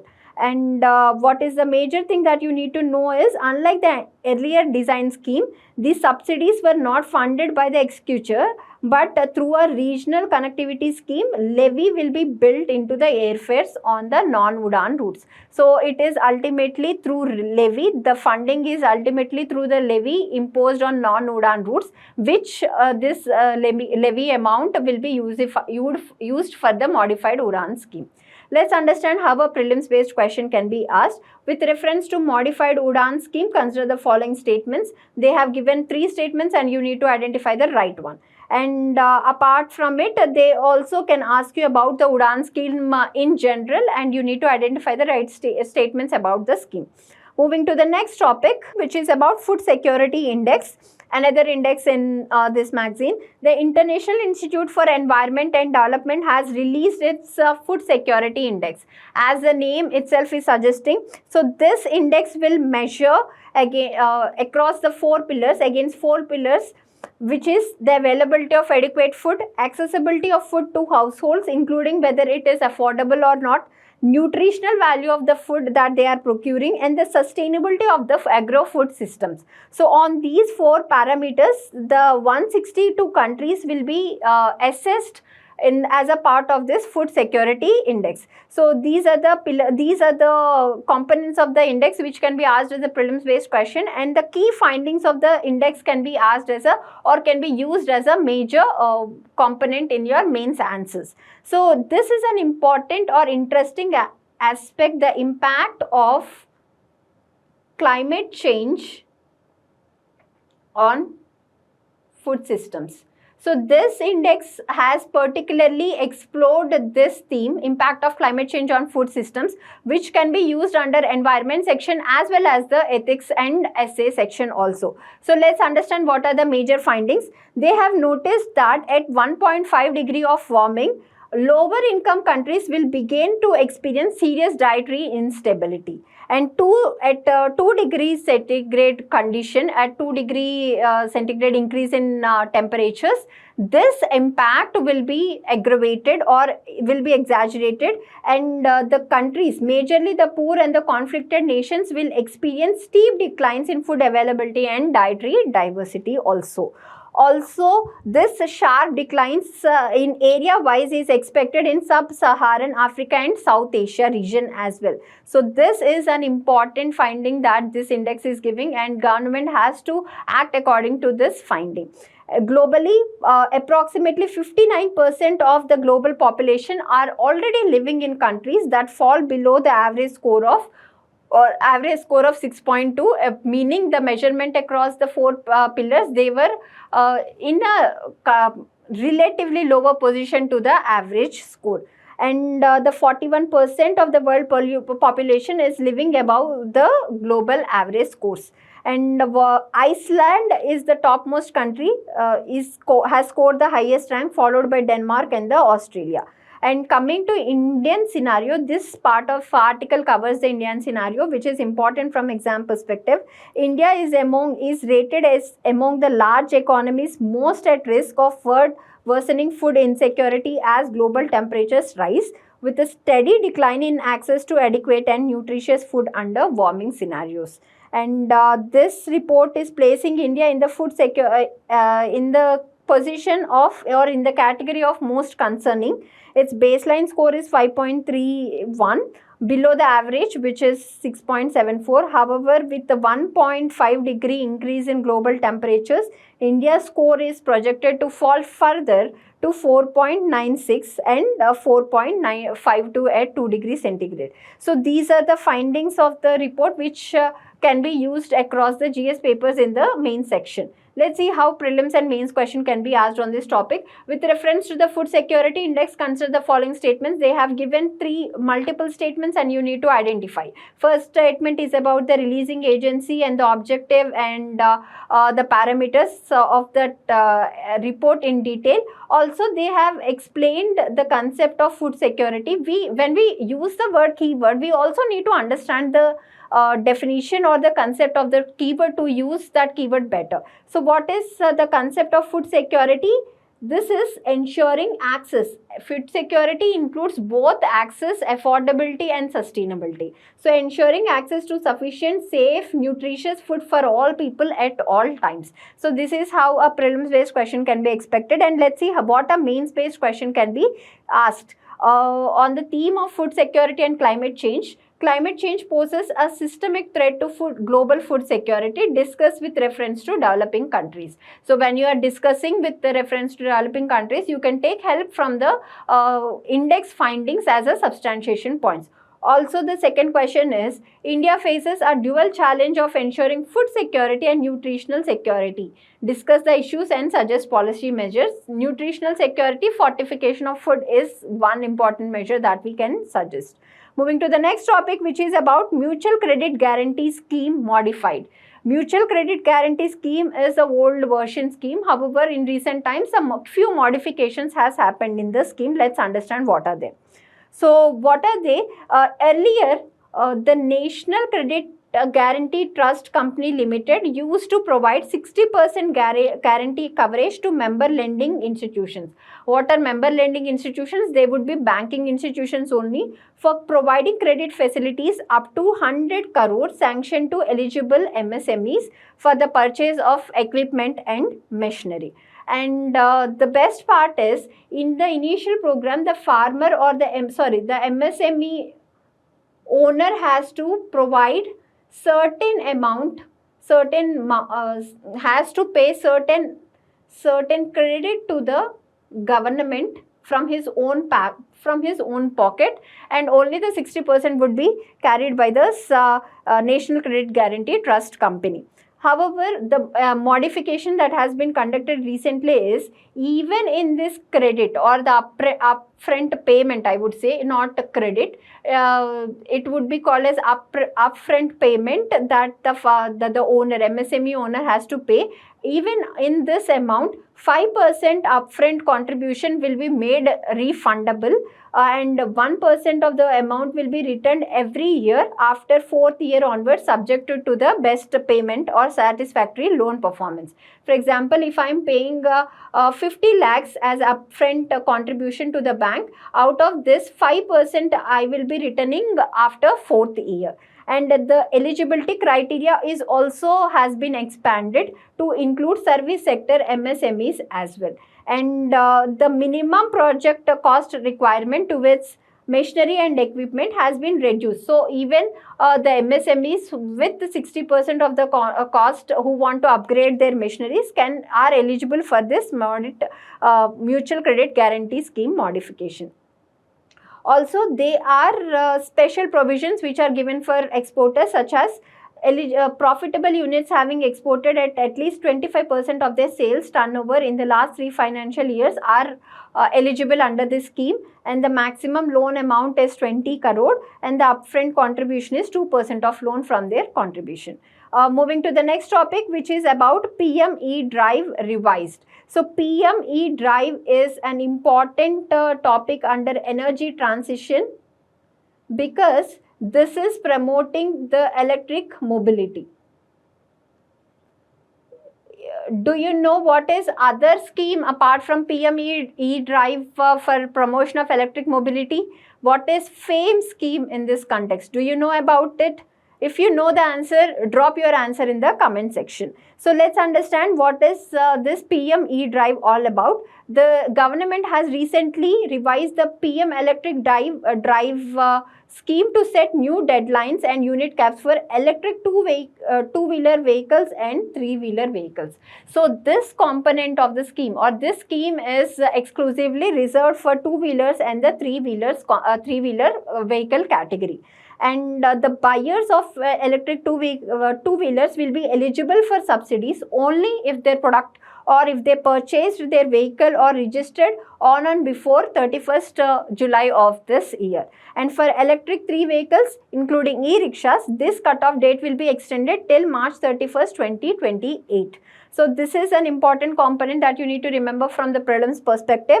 Also, the government has fixed price ceilings for vehicles to qualify for incentives. Price ceiling meaning, if your electric two-wheeler is priced below or up to 1.5 lakhs, only under this, only then the buyer can avail the benefit under this scheme. And likewise, the three-wheeler vehicle are capped at the 2.5 lakhs. So any vehicle priced above these limits will not be eligible for subsidies. This is a fund limited initiative, meaning the scheme will be in place till the funds are available. If the funds set up under PM Electric Drive are exhausted, for example, rupees 10,900 are already exhausted before 31st July of 2026 or before March 31st of 2028, the scheme will be concluded. And this is about PME electronic drive. It is initially launched in October 2024 for promotion of electric mobility, and the major objective is to provide upfront incentives for the buyers. And one more thing is, apart from buyers, apart from providing incentives to the electric mobile vehicles, they also facilitate the establishment of essential charging infrastructure for electric vehicles. So this is the important thing that you need to understand. Apart from electric vehicles, charging infrastructure is also given subsidies in under this scheme. Let's see how a question can be asked under this scheme. With reference to PM E-Drive scheme, consider the following statements. They have given multiple statements related to the scheme, and you need to identify the right answer. Moving to the next topic, which is about MSP funding approved for cotton. So this is a very important topic from agriculture perspective. Cotton is an important cash crop also, and MSP is an important topic under GS3 agriculture main syllabus. Let's understand what is this current affairs article all about. The Cabinet Committee on Economic Affairs has approved a funding of 1,718 crore to the Cotton Corporation of India CCI to meet the MSP requirements of the cotton season 2023-24. So this article is telling you that the MSP is given for the cotton also through Cotton Corporation of India. And the union government fixes the MSP for cotton seed kapas based on the recommendation of Commission for Agriculture Costs and the Prices. Cotton Corporation of India is a central nodal agency for undertaking MSP operations for the cotton in India. And as we know, MSP is a direct support mechanism provided to cotton farmers to stabilize cotton prices, prevent distress sale, and ensure remunerative prices to the farmers. Cotton is one of the India's most vital cash crops, and cotton sector or textile sector is one of the important sector for the provision of livelihood, and approximately 60 lakh farmers and supporting 400 to 500 lakh people engaged in allied activities are directly and indirectly dependent on the cotton. And during the 23-24 cotton season, India has produced nearly 25% of the global cotton output.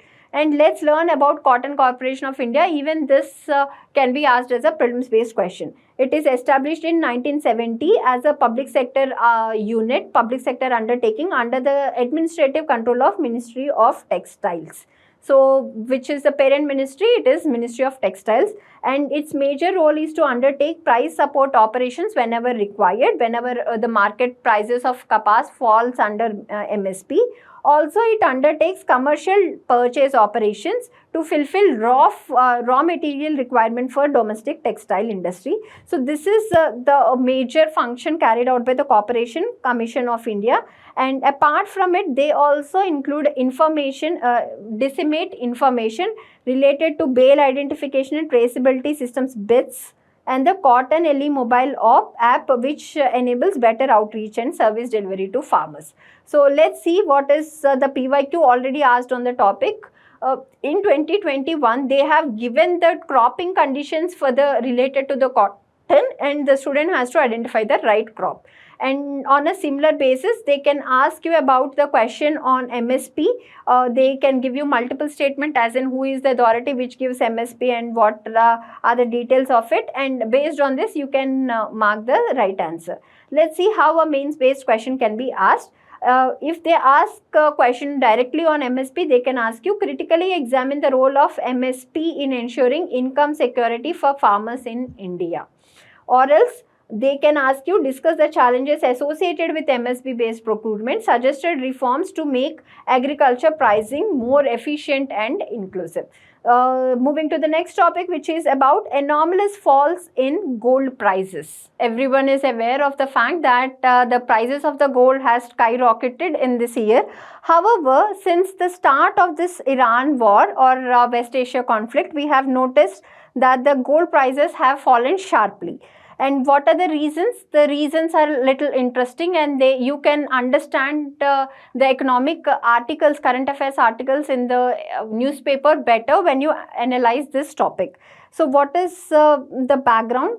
Every time you need to see that gold price is always seen in the context of bond prices and bond yield, and the dollar value.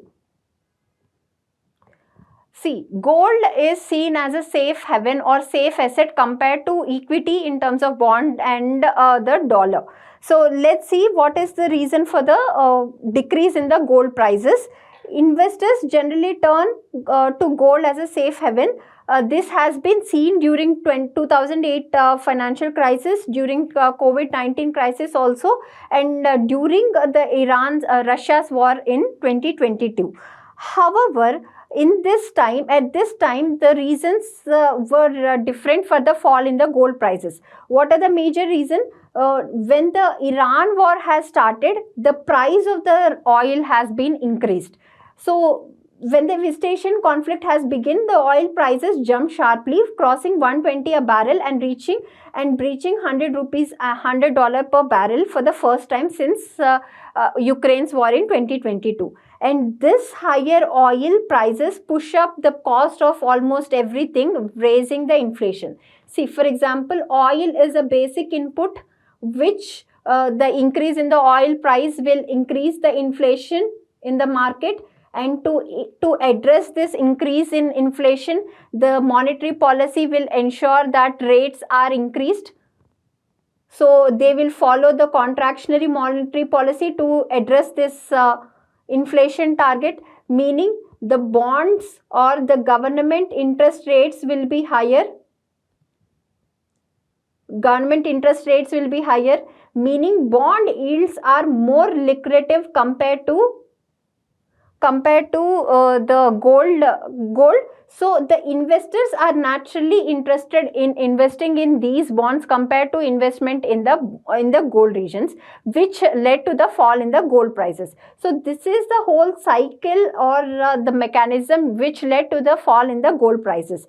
When the investors expect interest rates to remain high, government bonds which pay a fixed return becomes more attractive. And so this yields has to compete with that. Usually the gold is always chosen as a last resort only when bonds and the dollar is not performing satisfactorily.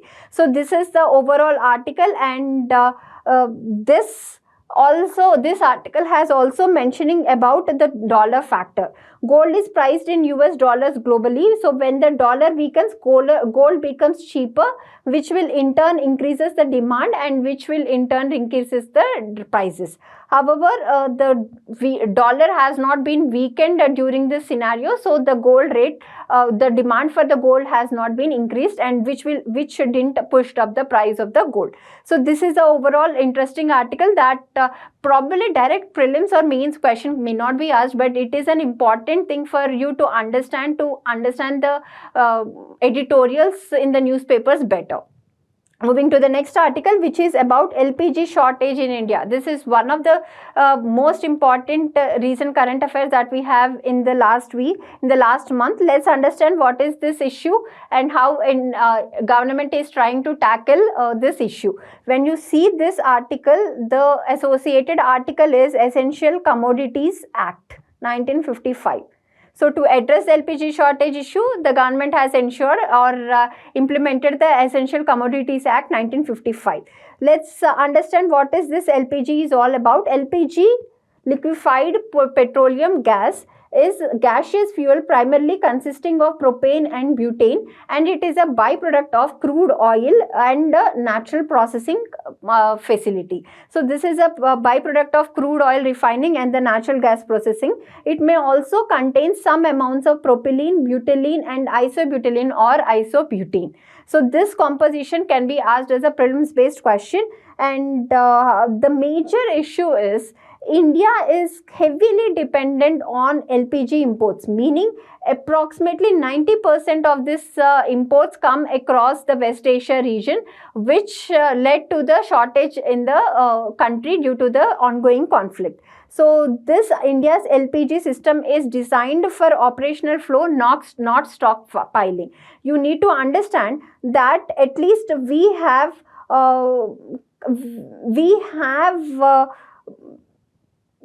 stockpiling support for crude oil, meaning there are 2-3 months of availability even in terms of glitches of crude oil or petroleum. However, regarding LPG, we are continuously dependent on the operational flow, meaning the stock coming and we are using. The stock coming and we are using, we are not even stockpiling. This is the major reason for the LPG crisis. So this what is apart from this, what are other reasons? India's total LPG consumption has increased tremendously in the last 10 years, making India the second largest consumer of LPG in the world.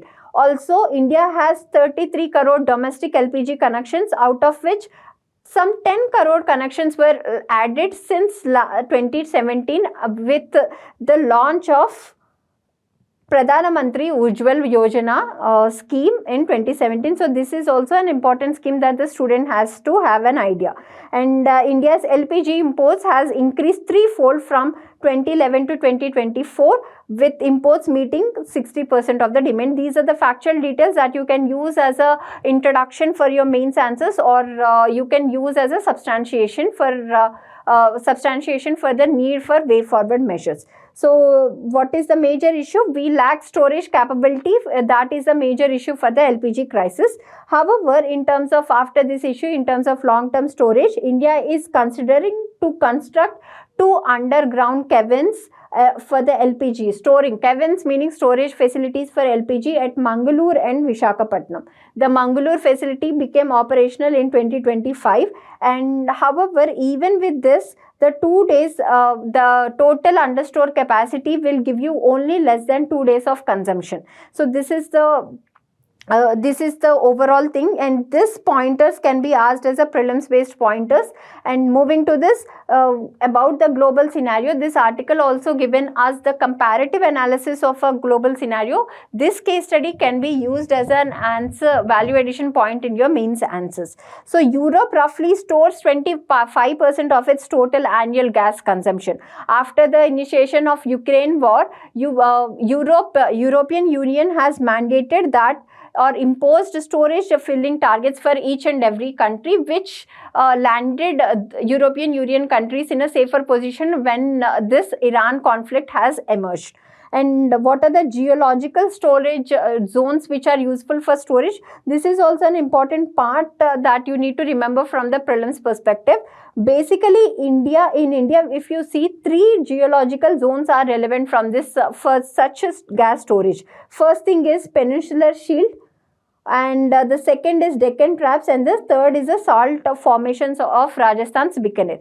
And in the peninsular region, the Archean rock system is usually beneficial or suitable for this storage capacity.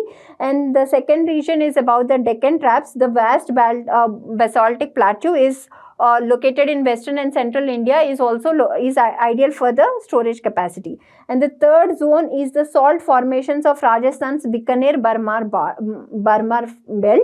And salt caverns are usually cheaper and faster to construct, and naturally impermeable and capable of rapid injection and withdrawal.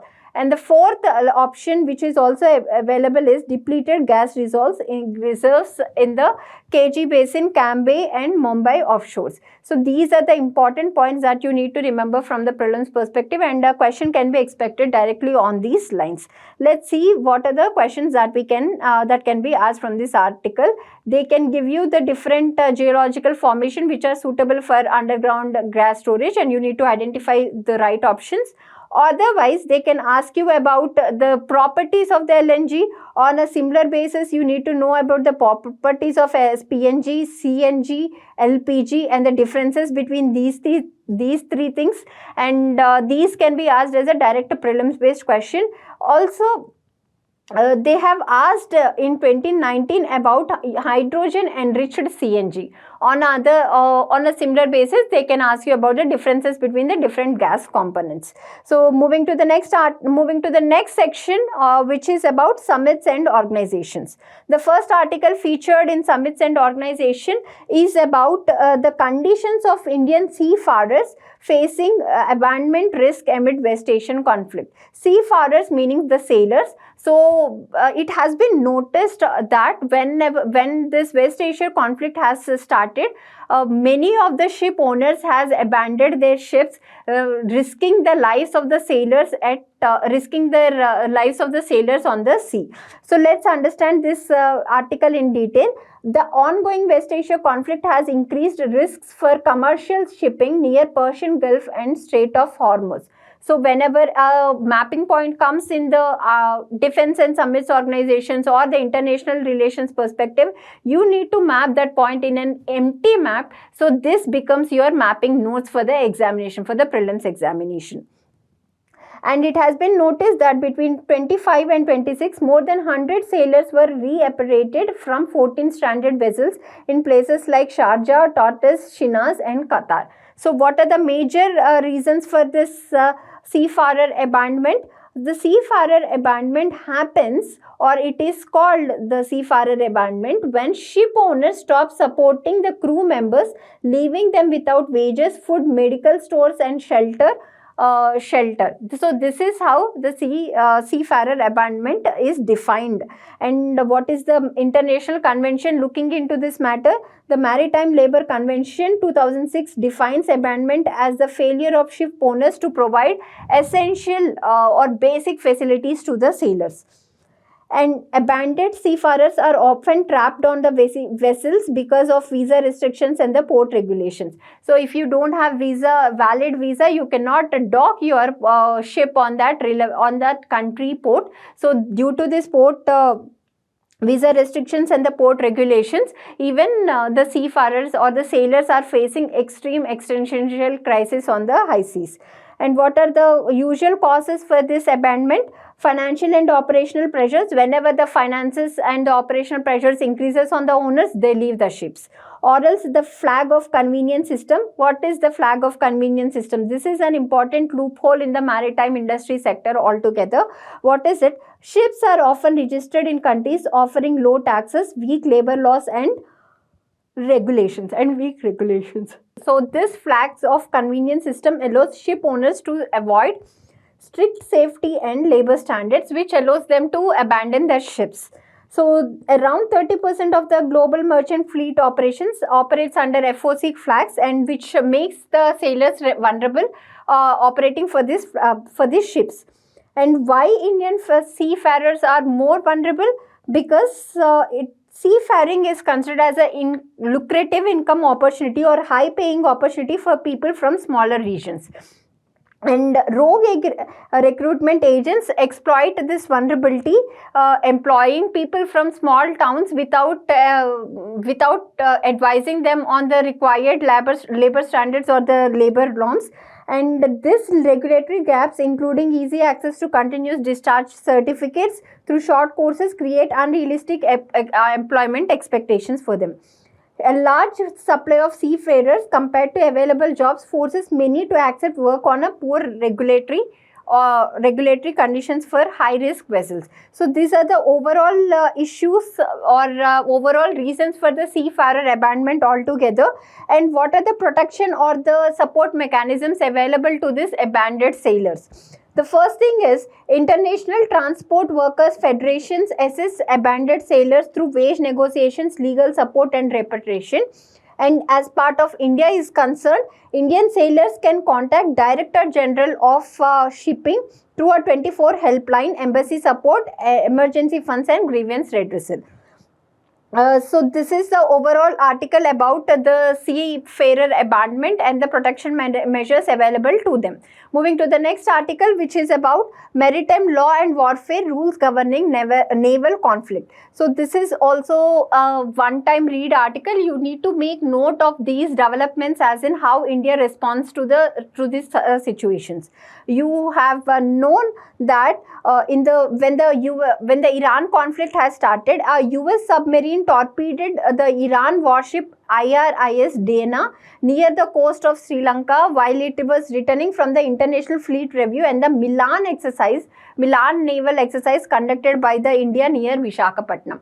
So this issue has become an ethical issue also because of two reasons. First thing, The act of torpedoing the act of US submarine torpedoing the Iran vessel happened in Indian Oceans, far away from the conflict zone. And the second thing is the vehicle or the naval vessel. Naval vessel is not part of the conflict, or it is not. It is a safe passage vehicle and still harmless vehicle. It is still attacked one side way.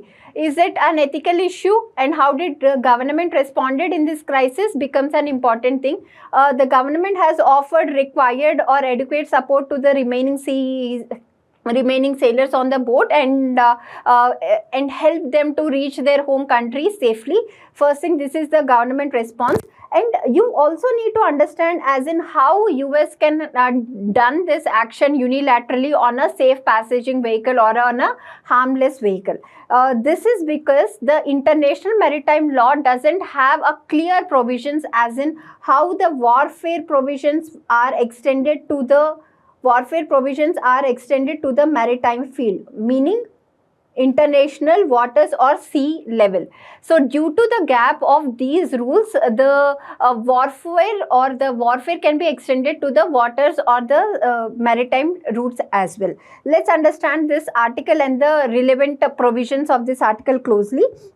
So after this attack killed 80 sailors, expanding the US-Iran conflict into the Indian Ocean and triggered debate on maritime safety and international naval law. The gap in the naval law has been exposed with this incident, and they were also an issue as in if a party unduly doesn't follow the rules, how can the maritime security be ensured? So this strike has happened close to Sri Lanka's exclusive economic zone (EEZ), and this allowed the nearby authorities to go for initiate for search and rescue operations quickly. So what are the loopholes of the international naval law? Absence of fixed war zones at sea. Experts note that maritime warfare does not have clearly defined war zones, meaning the nations can engage in war up to EEZ or up to territorial waters. There is no fixed rule on this line. So this enables, or this loophole enables the countries to engage in warfare at waters also. So once the outside the territorial waters, ships in the international waters are governed primarily by the international law, and this international law is silent on this matter. Also, legal debate on the use of force. Critics argue that attacking a foreign ship on the high seas may violate international law unless justified under self-defense or ongoing armed conflict as a recognized thing. So irrespective of these things, no condition has been satisfied. Irrespective of this, the US has decided to attack the Iran vessel. So this is the major ethical issues also which has been noticed in this issue. And apart from this, it is seen as a major escalation indicator of US-Iran conflict outside the particular zone.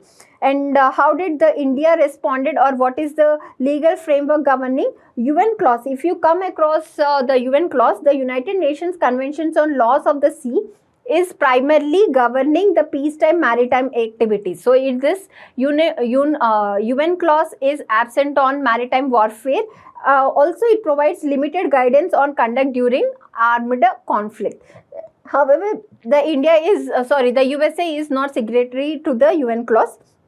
And during armed conflicts, laws of naval warfare operate alongside the UN clause. Under these rules, warships belonging to belligerent or enemy state may be treated as a legitimate military targets even if not directly engaged in combat. So, what are the UN provisions regarding this? Article 2, Clause 4 prohibits the use of force between states, and Article 51 allows military actions only in terms of a self-defense.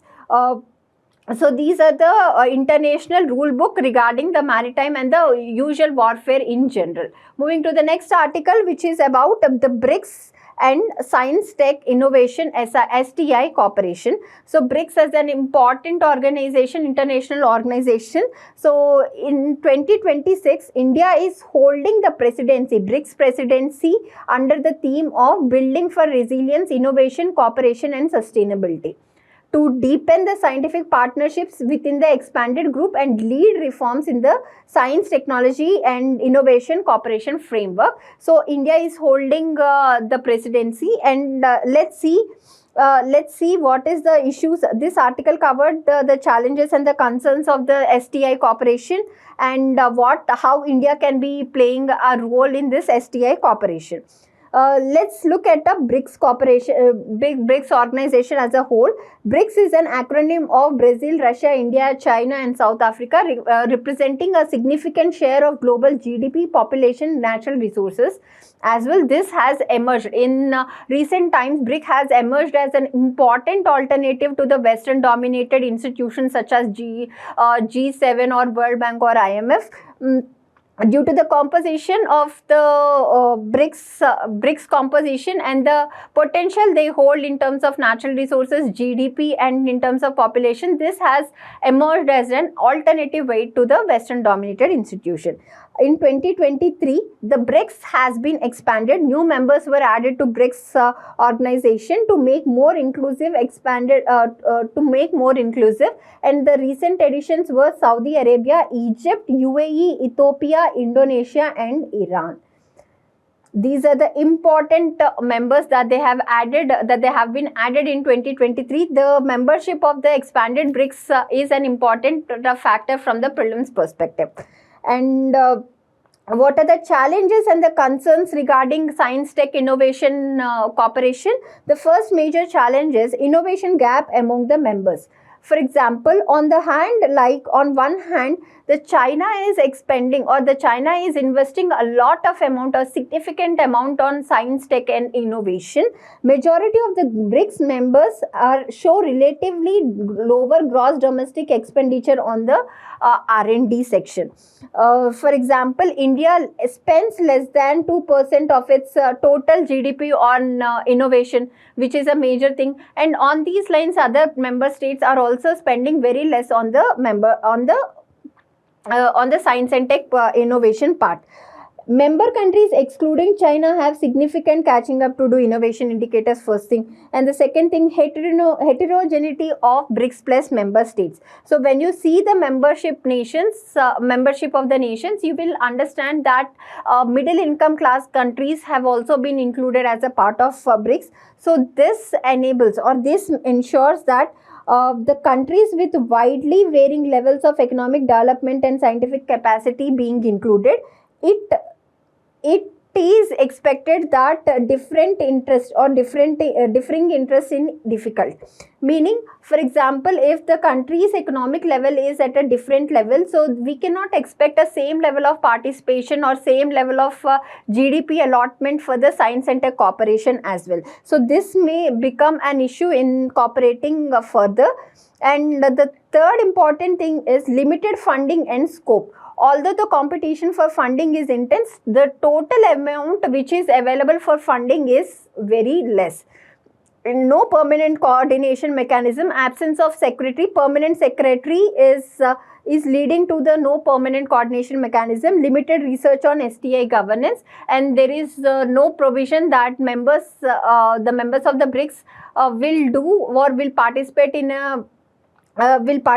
a cooperation among the BRIC countries. So these are the usual challenges faced by the BRICS organization as a whole. You can use these pointers for any other dimension of the challenges faced by the BRICS. And what is India's opportunity? As India is chairing in 2026, it can steward, or it has a strategic opportunity to lead the transition towards a more effective, agile and credible STA cooperation with its specific institutions in place, CSR, DBT and IT capabilities. So this is the article, and let's see how a prelims based question can be asked. In 2020, they have asked you about the categories which are the members of G20. On a similar basis, they can ask you about the members of the BRICS, expanded BRICS as well. Like this question, so which of the following are the part of the expanded BRICS plus grouping? And let's see how a mains based question can be asked. BRICS represents an emerging alternative West dominated global governance institutions. Discuss. When you need to discuss under different verticals, be it economy, be it trade related, or uh, currency related, and then the science, tech and innovation related. So under this component, one component should be related to science, technology and innovation, and you can use this article to write points on this component. Moving to the next article, which is about UN recognizing transatlantic slave trade as gravest crime against humanity. So this is also very important article or very important example that you can use as an ethics, that you can use in ethics paper. Let's understand what is this article about. The UN Nations General Assembly voted to recognize the enslavement of Africans during the transatlantic slave trade as the gravest crime against humanity. Slave trade violated which ethical principles, or which ethical values? Slave trade violated dignity of an individual. It violated respect, or it violated liberty of that individual.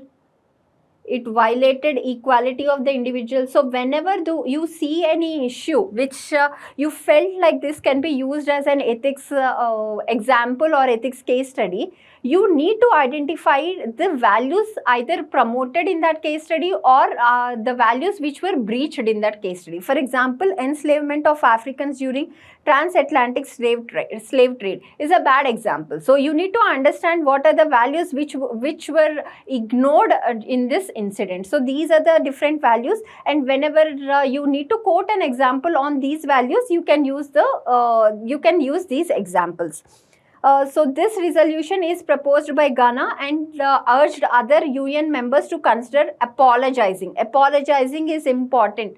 It is important because it restores the respect, or it gives a sense of justice. It gives a sense of justice to the member nation, African member nation, for their past action, for their past atrocity, for the slave trade, and contributing to a reparations fund. Reparations fund is also an important measure proposed by Ghana to compensate for the losses faced by the African nations. Unlike UNSC resolutions, UNGA resolutions are not legally binding. However, it acts as a moral weight because it represents the members' consent on the issue.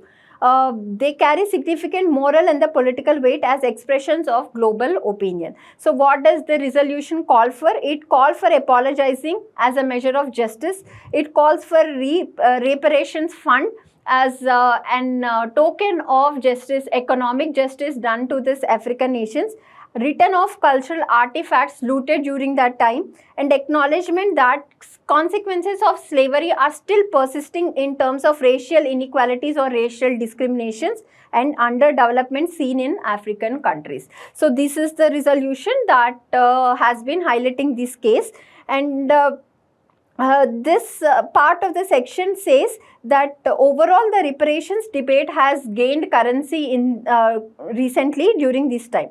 So this advocates for the reparation fund says the differences still exist in the form of racial discrimination, economic inclusion and underdevelopment. However, the possibility of imposing these reparations and collecting the fund is very, very negligible, considering the questions as in to whom the payment should be done and how much payment should be done. So these are the ethical issues that come across while resolving this issue. Moving to the next article, which is about World Buddhist Peace Conference. Recently, the Hyderabad hosted the World Buddhist Peace Conference 2026. It saw participation from multiple sections such as ministers, monks, scholars, delegates from over 20 countries to advocate dialogue on peace, reconciliation, ethical leadership. Even this Buddhist ethics is an important topic in GS4 ethics and GS4, and in under this, the important principle is peace, and the important principle is the golden mean, which is also proposed by the Aristotle. In Indian context, it is called as Madhyam Marg.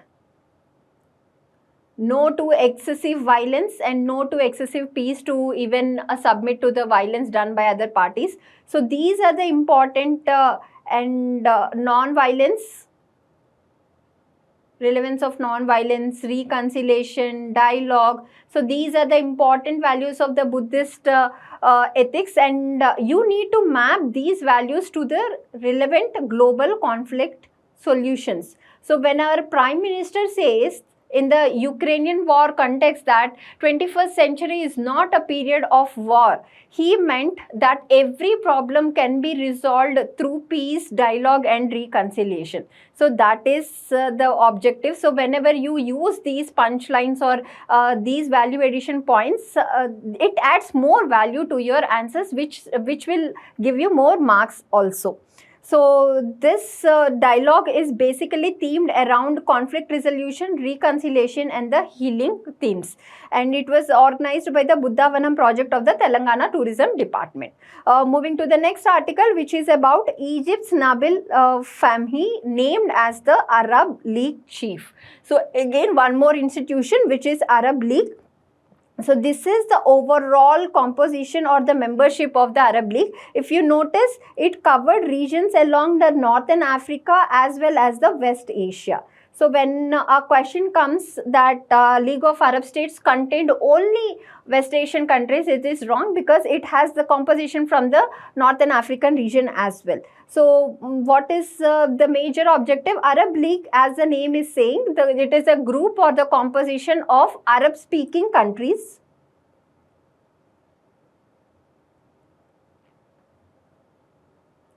which have decided to coordinate their economic, trade and defense policies also to a certain extent. So recently, the Council of the League of Arab States officially approved the appointment of former Egyptian Foreign Minister Nabil Fahmy as the next Secretary General.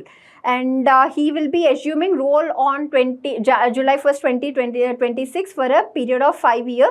And this is the overall context of the article. Let's see how a question can be framed. The question can be framed as regarding the membership of the members of Arab League, or else they can give you about the objectives of the Arab League and you need to identify the right statements from the given option. Moving to the next section, which is defense and security. The first article, which is very, very important in this issue, is India declared Naxal free. This is an important achievement of India in the 21st century also, because Naxalism, or called as left-wing extremism, was considered as one of the major internal security threat in India back even before 10-15 years also. So achieving this Naxal free status is an important achievement in terms of governance, and it shows the strong political will to address this left-wing extremism from the country. Let's understand this article in detail, and we can expect a question as because if you see in the internal security section from the GS3 paper, every now and then you see a question on LWE. So let's understand this article in detail. Union Home Minister Amit Shah has declared India Naxal free while replying to a debate in Lok Sabha on the efforts to free the country from the left-wing extremism. And this achievement was achieved one day before the self-imposed deadline, which is the March 31st, 2026 for eliminating Maoist violence. So he announced Naxalism has been more or less wiped out from the Bastar. Bastar in Chhattisgarh is once considered as the heart of the Maoist ideology, and this table gives the success of the individual state governments as well as the central government in the elimination of LWA extremist ideas from the certain regions. In the state of MP, all state committee members were surrendered. And the same case with the Maharashtra, Chhattisgarh also. And in Odisha, 1 surrendered, 3 killed and 4 originally remaining. But in Telangana also on a similar basis. So this graph gives you as in the comparative analysis when you write for the mains answers. For example, let's see. In 2014, Maoist affected districts were 2126, and in 2026 it is reduced to 2, and in Maoist affected districts from 2014 it is 35 and it is 0. So this comparative analysis table can be written directly in the mains answers. Moving to the next part of the article, which is like development as a parallel strategy, Bastar as a case study. So this is an important case study that you can use in the ethics case studies also whenever they ask you about the issues or the governance issues in the backward areas, or else what governments needs to be done to gain the trust of the people in the tribal region so that they don't fall prey to this extremist ideologies. The pointers or the keywords mentioned in this article can be directly used in your ethics case studies or in the GS3 internal security answer as well. For example, Home Minister cited Buster's transformation as an evidence of government's twin approach of security and development. So this is an important keyword, government approach of twin approach of development and security and development. Under this, what they have done to emphasize on development, they have constructed schools in every village, ration shops were established, Aadhaar cards were given, and infrastructure development was prioritized. And to enhance the security, the more enforced measures were given, more powers were given to the law and order enforcing powers, and more monitoring of the Naxals have been taken care of. And one major issue after this is, after declaring India as a Naxal-free country, is what if the vacuum is not managed properly? For example, if an area which is dominated by Maoist earlier, now it is not dominated anymore. However, they creates a vacuum. They will be creating a vacuum. So how to handle this vacuum becomes very important to sustain the Naxal-free status of those districts. These are very, very important pointers. What is the key risk? As the Maoist influence fades, the primary risk is not their return. However, the emergence of new alienation or criminal networks in the areas can be a major threat to the government. So how the government is going to handle this issue? The government has identified legacy trust districts. These are the districts in which we have noticed LWE activities before. So the government has decided to continue support and security and development support to prevent the relapse. So these are the major issues. What are the development components?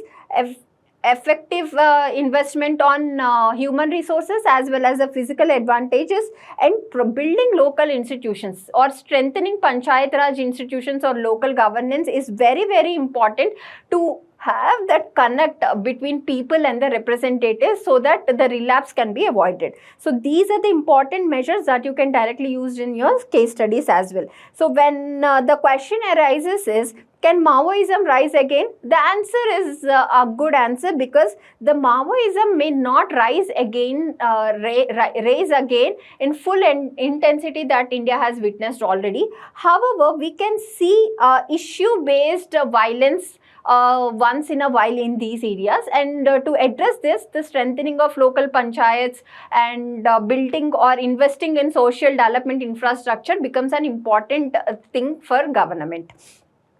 Also, rising inequality can pose a problem to the government in these issues. So, government need to ensure that rising inequality has to be managed. How they can be managed? By ensuring or by giving the land rights under Forest Rights Act, by looking into the environmental concerns, not allotting projects without the consent of the locals, and by giving job security through employing the locals as much as possible in the local services, be it hospitals or the educational institutions or the police services, anything.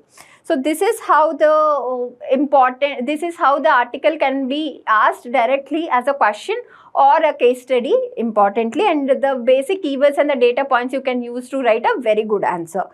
Moving to the next article, which is about missile interceptors in the US-Iran war. Not directly asked in the examination. This is just a one-time read for your basic knowledge, as in what are the defense capacities or capabilities exercised by the Iran and the US and the Israel side. I don't think we should be spending a lot of time on this article. Just go through this article once and move to the next one. The next article is about gravity bombs. Gravity bombs is something that you need to understand the definition of it.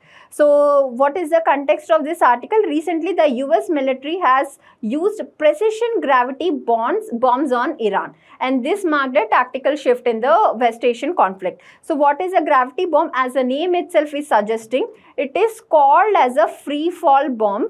Which is an unpowered munition. Free fall bomb means it will be dropped from a certain height, and under the influence of gravity it would be acting onto the ground. So unlike a cruise missile, it has no engine. Once released from an aircraft, its path is determined entirely by gravity, aerodynamics, and the speed and the altitude of the aircraft that dropped it. So it almost works like a free moving object dropped from a certain height. So this is gravity bomb. However, the US has done a modification by attaching JDAM, Joint Direct Attack Munition Kits, meaning this JDAM kit will give a certain precision in terms of the direction of the bomb that is falling.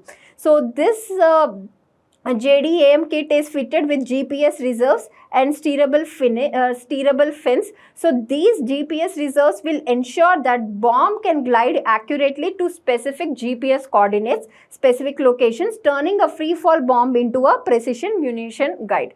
And the US has already used this gravity bombs extensively in Iraq, Afghanistan, Syria, and by Israel in Gaza and Lebanon. So this is the article. Moving to the next thing. About India's vision document, defense vision documents. So this becomes an important theme, or the findings or the pillars of the important of this document can be used in your security answers or on any questions when there is the question on armed forces as the theme. So let's understand what is the India's defense vision document. This is the first vision document released by the defense forces, and it is released by our defense minister Rajnath Singh with the theme Defense Forces Vision 2047, a roadmap for a future ready Indian military. So this vision document gives you the important themes that government will be working from 2026 till 2047. So these are the goals and the objectives that we need to realize by 2047. So this document is laying down a long-term strategy to transform India's armed forces into a modern, integrated and a technologically advanced military by 2047. As we have already witnessed in Operation Sindoor, more or so the warfare now is going to be the technological warfare and the unmanned warfare, as we seen in the case of drones. So to equip our defense forces well with the technological warfare, the Indian Armed Forces has released its joint integrated document. So let's understand who prepared it. It was prepared by the Headquarters Integrated Defense Staff under the Ministry of Defense, and it identified key strategic reforms that needs to be carried in the next 15-20 years in the defense sector. Also, how the capability enhancement of human resources can happen, and the organizational changes that needs to be done to deal with the modern warfare. So these were the overall direction of the vision documents that has been prepared by the Headquarters Integrated of Defense Staff. What is a core vision, or what kind of military does India want, is the major question that this document has addressed. India is planning to create an integrated force. Not earlier, every vertical was acting independently, like Army was acting independently, Navy was acting independently, and Air Force was acting independently. But our vision, our upcoming vision or the new vision has ensured that three forces will act in a coordinated manner to produce maximum impact on the adversary. So this document enforced or ensured that integrated force is the ultimate goal of these three services, Army, Navy and Air Force, working as one unified structure rather than independently. This is the overall goal. And the related question on this context is theaterization of commands. So this is also an important associated or related theme on this topic. So this question can also be asked in your security section. So learn about this thing. And multi-domain force capable of operating across land, sea, air.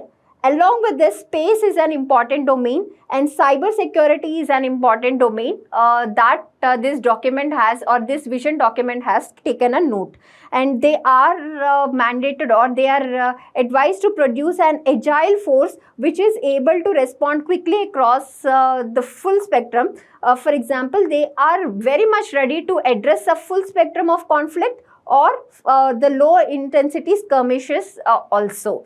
So this is the overall direction of our document, and let's see what are the key pillars of the vision document. First thing, as I told you, jointness among the three services, which is very, very important in coordinating planning, operations and capability development and technology and innovation. The document places special emphasis on leveraging emerging technologies such as artificial intelligence to address cyber warfare, space-based warfare and cutting-edge domains. The defense has noticed that they need to develop their own niche by using these technology platforms to enable them to stand in a better position in case of space warfare or the cyber warfare. And one of the major component in this vision document is Atmanirbharata in defense or self-reliance. Meanwhile, we also know that India is one of the topmost importer of the defenses or the armed category section. So this document has placed a special emphasis that we need to become self-reliant by 2047.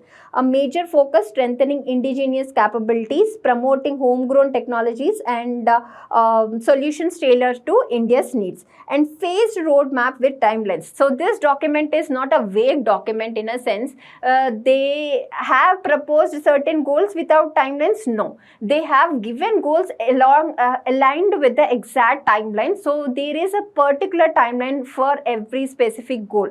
So this document is a phased document with timelines in terms of short, medium and long-term targets that needs to be achieved till 2047. Whole of nation approach. See, this whole of nation approach meaning the military strength with India's diplomatic, technological and economic power. This is not a single straightforward strategy as in we will be investing heavily on defense only.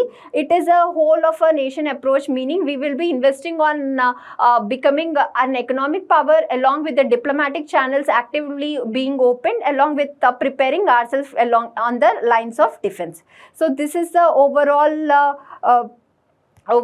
pillars of the document. What is the significance for it? It is the first India's long-term vision document for all three forces prepared under this thing. So this is also a push towards theater commands and the jointness that India has been working on years, and India is intending to become self-reliant power by 2047. So these are the significance points that they can that you can use for your answers. And let's see how questions can be framed on this vision document alone. Explain the concept of multi-domain warfare. How should India prepare it? Multi-domain warfare from land, air, naval force and the cyber and the space one. And the second question is about critically examine India's efforts towards achieving self-reliance in India's defense manufacturing. When you are critically examining, you need to write about government initiatives also. This document provides a base or a proof that India is moving in terms of Atmanirbharata in defense sector. Future wars will be technologically driven rather than manpower driven, analyze. True very extent, and you can quote say Operation Sindoor also to a larger extent, and the West Asia conflict also to a larger extent.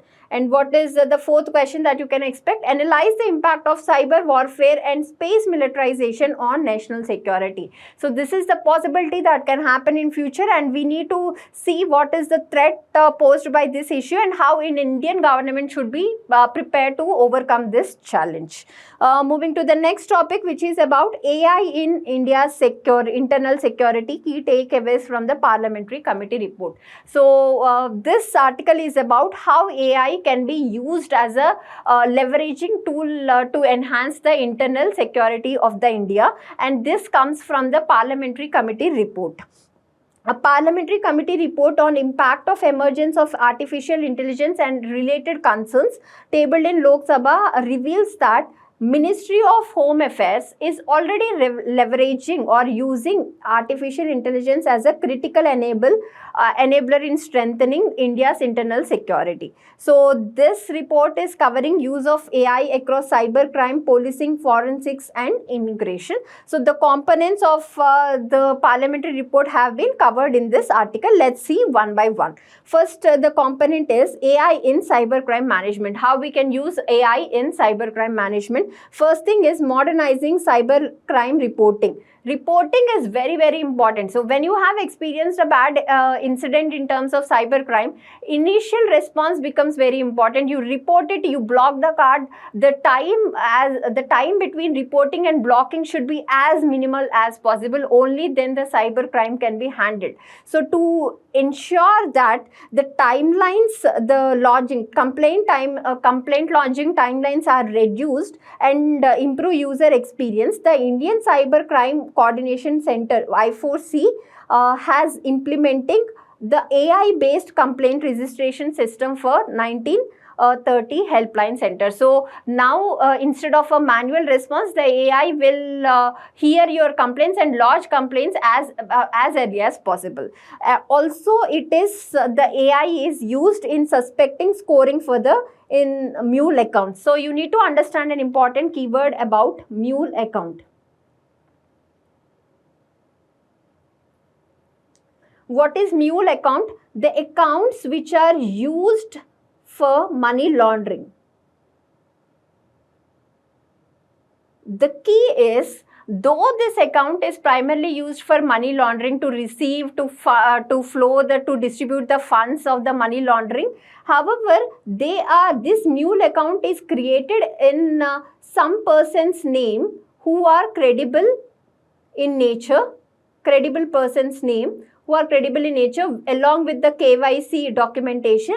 So this ensures that the banks doesn't doubt the account details since the KYC documentation is done. However, the purpose of the mule account is to transfer the illicit money drawn from money laundering or human trafficking, any negative activity. So to account, AI is being used as a technology to ensure that the mule accounts are identified correctly and blocked correctly at time.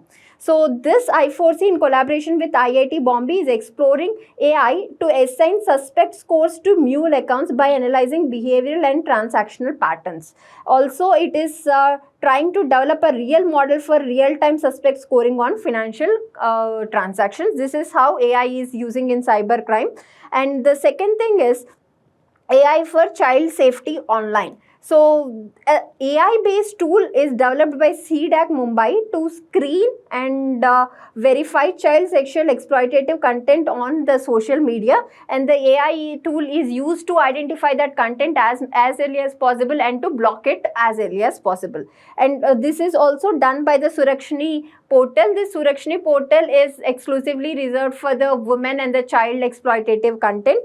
And AI in forensics, in forensic development, forensic departments are also using AI in their work because by analyzing video spectral comparators and all these use in all of these activities, AI is being used and getting a finer details or a finer analysis for the forensic. And how AI AI is used in immigration, in the technology, in the next generation passports and the visas. The facial or the digital enhanced security features are proposed in the next generation digital visas or the passports, and in that, to identify the fake passports, AI is being used. And how the AI can be used to monitor the dark web?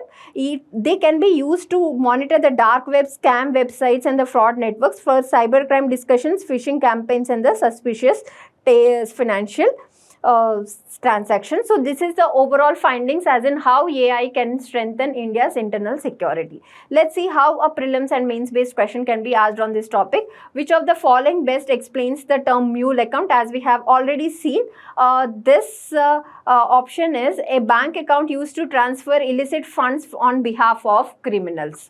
And how a mains question can be expected? Artificial intelligence is emerging as a force multiplier in internal security. Discuss yes.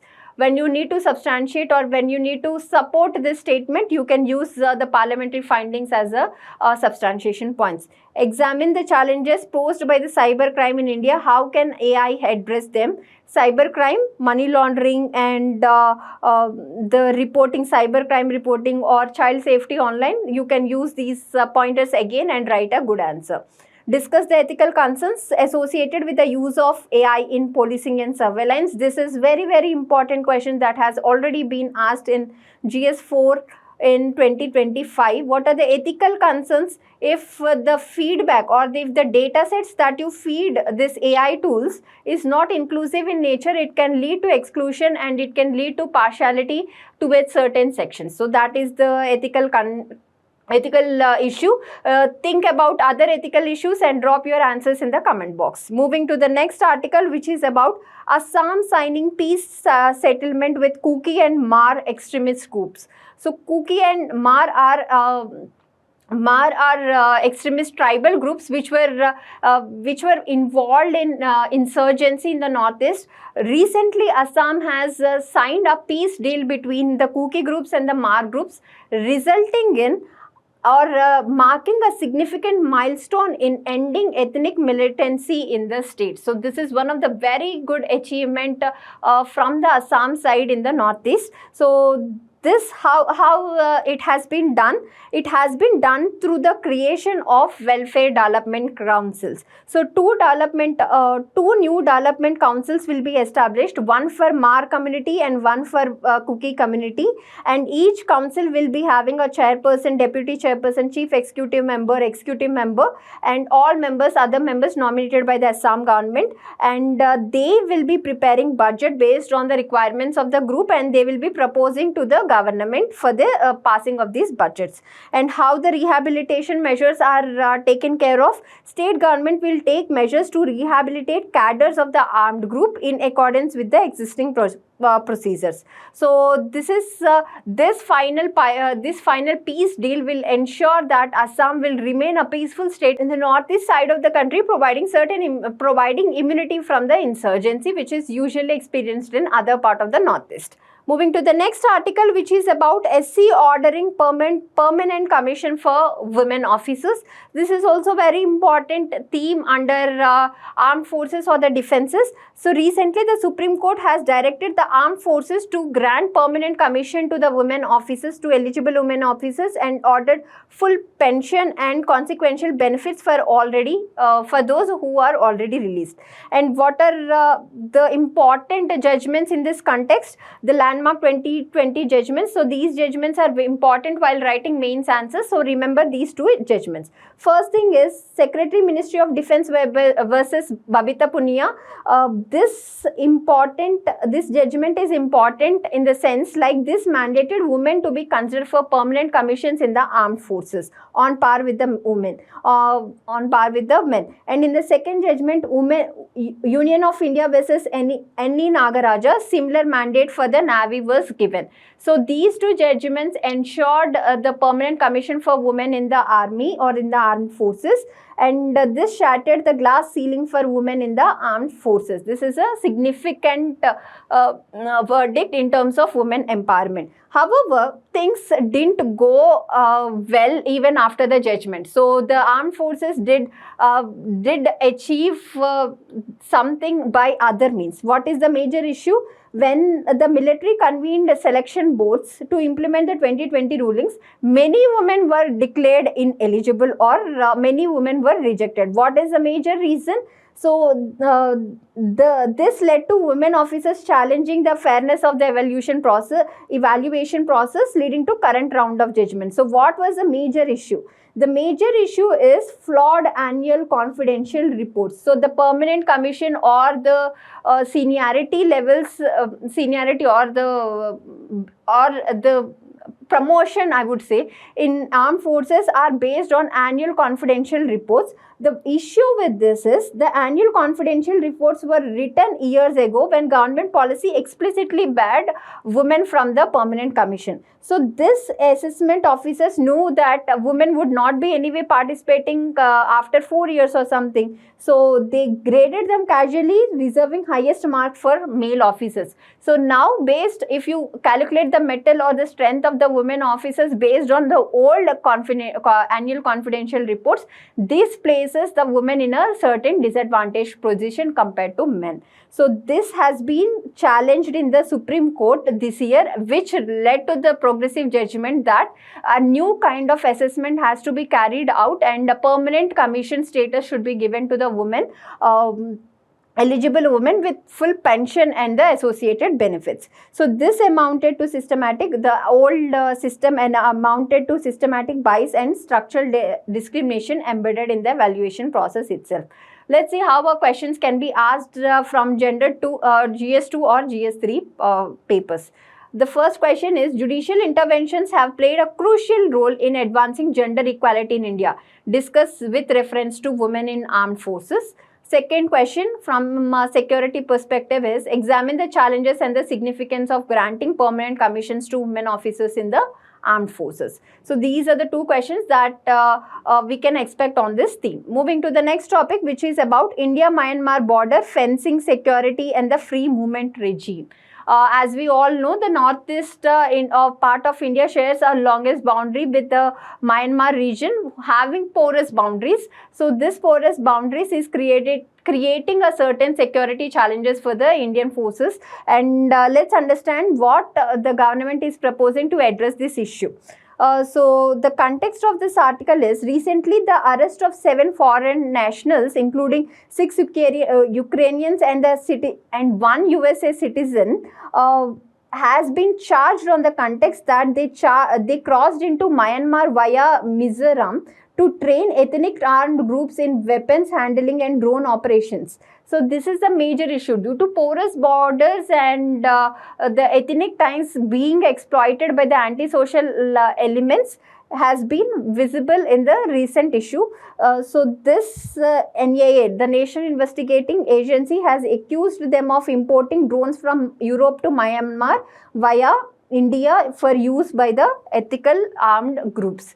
So this is the overall thing, and let's understand India-Myanmar border relations. India and Myanmar share 1600 and approximately 1650 kilometers of borders across 4 states: Arunachal Pradesh, Nagaland, Manipur and Mizoram. And however, only less than 3% of this border has been fenced. This is mainly due to the free movement regime. What is the free movement regime? If you understand, India and the Myanmar shares same ethnic groups across the India and the Myanmar. So to accommodate those tribal ties, we have started with the free movement regime. What is free movement regime? An unique arrangement allowing people on either side of the unfenced India-Myanmar border to freely move up to 16 kilometers without the visa or the passport, respecting the deep ethnic, social and the cultural ties shared by the border communities on both sides. However, understanding that free movement regime is being exploited by the insurgents or the armed groups, the government has brought certain changes from December 2024. What are those? The FMR was not scrapped or abolished completely, but it is heavily regulated. The free movement was restricted from 16 kilometers to 10 kilometers, and instead of 43 or the 43 designated or entry or exit gates have been operationalized. However, in recent years, it was noticed out of 43, only 20 gates were operational in thing, and at least 5 gates along the Mizoram-Myanmar border were shut down, as many of them were not using. So why this fencing is facing resistance? Just because of the tribal shares, ethnic shares shared by the tribal groups on both sides. Let's see how PYQs have been asked already on this India-Myanmar relations. In 2019, they have asked you, cross-border movements of insurgents is only one of the several security challenges facing the policing of the bordering in Northeast India. Examine the various challenges currently emanating from India-Myanmar border. Discuss the steps to counter these challenges. On a similar basis, they have asked, analyzed internal security threats and transboundary crimes along Myanmar, Bangladesh and Pakistan borders, including line of control. Discuss the role played by various security forces in this regard.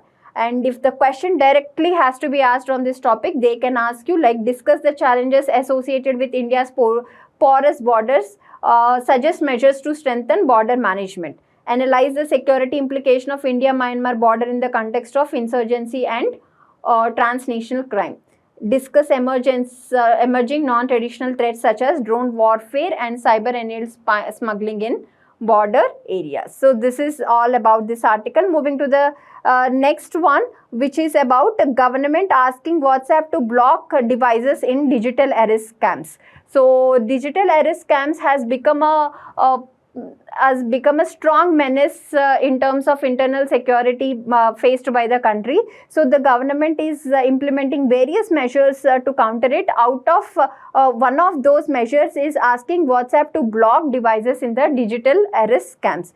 So the Union Home Ministry has asked WhatsApp to implement measures including blocking devices ID, detecting scams and strengthening AI tools to curb the rising menace of digital arrest scams. In the previous editions also, we have seen what is digital arrest scam and how people are falling prey to it, and how the networks were operating outside the India in the Southeast nations such as Cambodia and the Thailand. So let's understand what is the different orders issued by the government to WhatsApp. They asked SIM binding directive, meaning that one device or one account should be associated with one SIM card. Meaning you cannot open multiple WhatsApp accounts with the same number. One account should be associated with the one number. This improves the tracking and the traceability of the accounts. So in 25 November, Department of Telecommunications directed all app-based platforms such as WhatsApp, Telegram, Signal, Snapchat to implement SIM binding. SIM binding meaning app can only be used with one specific active SIM card. So this strengthens traceability and national security compliance. So apart from this, they have also asked WhatsApp to block device IDs of repeat offenders, and to improve the Skylight safety features, and to retain information of deleted accounts for the purposes of the for at least 180 days. For purposes of law enforcement investigation agencies, and blocking harmful APK files, and using AI tools to improve the traceability and the tracking properties.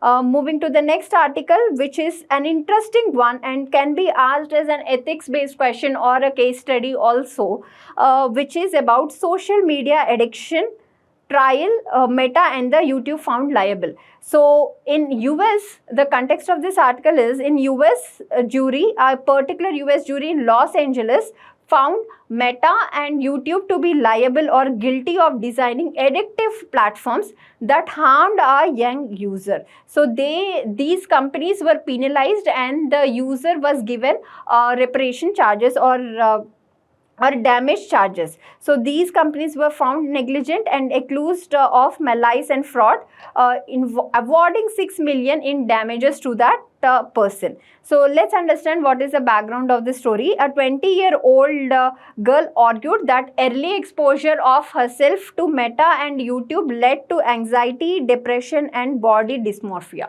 Body dysmorphia meaning not liking our own body. So that is body dysmorphia. This lawsuit, however, is a special one compared to earlier ones. Why? Because the earlier lawsuits often failed due to the presence of Section 230 of the Communications Decency Act. What is this Section 230 of Communications Decency Act? It provides immunity to the platform owners for the content that the users generated. So this provides or protects platforms from liability for user generated content. So many of the times, even when there were litigations against these social media platforms, many of them were failed due to the existence of this fiduciary protection or the platform owner protection.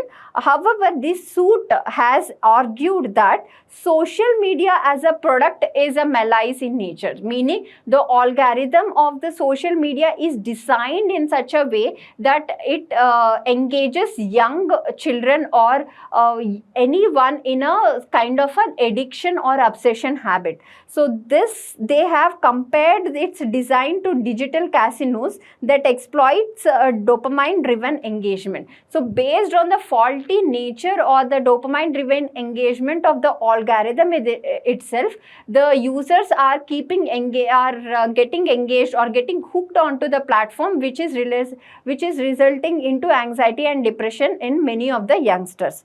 So this lawsuit by naturally default bypassed the Section 230. Why? Because they have proved that the system design itself is a faulty one rather than blaming the user generated content on this. So the 4 criteria that the jury has applied to give damage charges to the litigant is duty of care. Did the platform over duty of care to protect users? Yes. And breach. Did the design's choice breach the duty? Yes. Causation. Did the design cause the harm? Yes. Algorithm amplification, as we call. So when you consume certain content and when you like certain content, the algorithm is tuned in such a way you will be exposed to more of such a content, addictive content, which enables or which ensures that the person doesn't cut off from that social media platform. And harm, whether the harm was actually suffered by the user or not. So these are the questions that we can expect on this topic. If it is asked in GS2 in terms of governance thing, discuss the need for regulating social media platforms in the light of increasing concerns over user safety and mental health. If it is asked on the topic of mental health, evaluate the impact of social media on mental health, especially among youth. Discuss the challenges in fixing liability for harms caused by digital platforms. And if it is asked in ethics, examine the ethical issues involved in designing addictive digital platforms.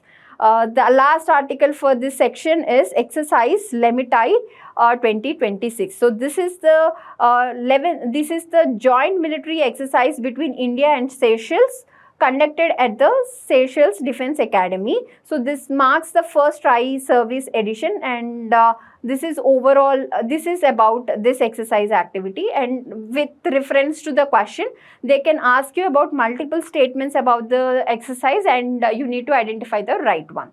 Moving to the next section, which is about the environment and geography. The first article featured in the environment and geography section is Ministry of Environment, Forest and Climate Change submitting it's India's first national report on the implementation of Nagoya Protocol. You need to understand about Nagoya Protocol, under which convention this Nagoya Protocol is being implemented. This Nagoya Protocol is basically about access and benefit sharing, and majorly, if you understand, there is a convention on biological diversity, under which we implement two protocols. One is Cartagena Protocol, and the second is the Nagoya Protocol. This is about regulation of living modified organisms, and the Nagoya Protocol is basically about the benefit sharing, access and the benefit sharing of the biological resources. So this Nagoya Protocol, which initiated in 2010, is a legally binding protocol aiming to prevent biopiracy to ensure the fair sharing of benefits from the use of biological resources and the traditional knowledge. So this India has been implementing the Biological Diversity Act 2002, under which the Nagoya Protocol provisions were also included.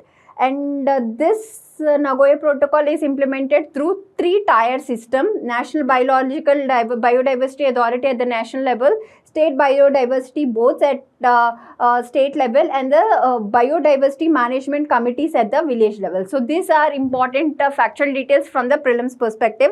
What is about the report? The report has noted down the India's achievement in the implementation of the Nagoya Protocol.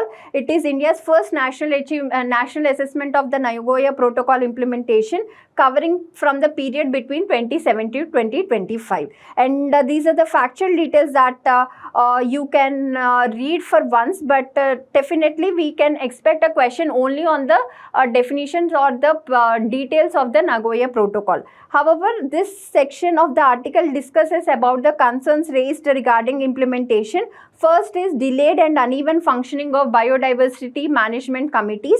Second is poor quality of people's biodiversity register, and questions over actual effectiveness and the grassroots participations in creating these biodiversity registers are the major concerns related with this topic. So let's understand how a prelims based questions can be asked. In 2023, they have asked you about the biodiversity management committees and the objectives and the functions of the biodiversity management committee by the UPSC. On a similar level, they can ask you the detailed statements about the Nagoya Protocol, and you need to identify the right statements from the given options. Also, they can ask you about the term biopiracy. You need to identify the right meaning for the term biopiracy, or else they can give you about the institutional structure for the implementation of Convention of Biological Diversity, and you need to mark the right answer. Let's see how a mains based questions can be asked. Access and benefit sharing is central to ensuring environmental justice in biodiversity rich countries, discussed in the context of India's implementation in Nagoya Protocol. Biopiracy remains a major concern despite international framework. Critically analyze the effectiveness. When you need to critically analyze the effectiveness, you need to discuss about the concerns also. Moving to the next topic, which is about safe disposal of unused medicine. The UNEP and UNEP has released the report on the safe disposal of unused medicines report. Let's understand what is the major threat posed on not disposing the unused medicine safely. It is leading to AMR. AMR is antimicrobial resistance, leading to the immunity gained by the microorganisms, majorly by bacteria, to the antimicrobial drugs. So what are the key highlights from this report? They have identified that improper disposal led to the contamination of air, water and soil, creating serious health concerns. It is also contributing to the AMR as an issue. So this report has highlighted on the importance of One Health approach as One Health framework as a solution to address this contamination and the AMR issue. And what is the 4-pillar framework to address to achieve this 1-pillar approach? Prevention of waste, medicine take-back system, strong legal policy support and the public awareness. So these are the 4 factors on which concerted action has to be taken up by the government and the civil society organizations to address this AMR issue or to implement the One Health approach. So what are the prevention strategies that they have proposed? WASH strategy, vaccination strategy, rational use of medicine, redistribution of safe unused medicines need to be promoted. So what are the initiatives taken in this direction? National Action Plan on Antimicrobial Resistance, CDSCO guidelines on flushing out the unused medicines, or NPROUD is an important case study that you can use in your mains answers, wherein the Kerala is a state which is implementing drug take back initiative covering households and pharmacies. So this will ensure that they are not disposed unsafely. So this is a very important case study that you can write in your mains answers for extra points. Also, CSE is advocating the drug take back systems to ensure safe return and the disposal of medicines. So these are the initiatives that India has already been taken in this direction on this topic. Let's see how a prelims based question can be asked. Consider the following statements regarding UNEP. UNEP is an important body, international body in the climate governance. So you need to know about the functions and the origin of this body, and they can ask you as a direct prelims based question, or else they can ask you about the meaning of the One Health approach, and you need to identify right answers, or else they can ask you a mains question based on the topic. Explain the concept of One Health approach. How can it help in addressing antimicrobial resistance and environmental pollution? Moving to the next topic, which is about India's updated INDC. So as a part of Paris Climate Agreement, we have included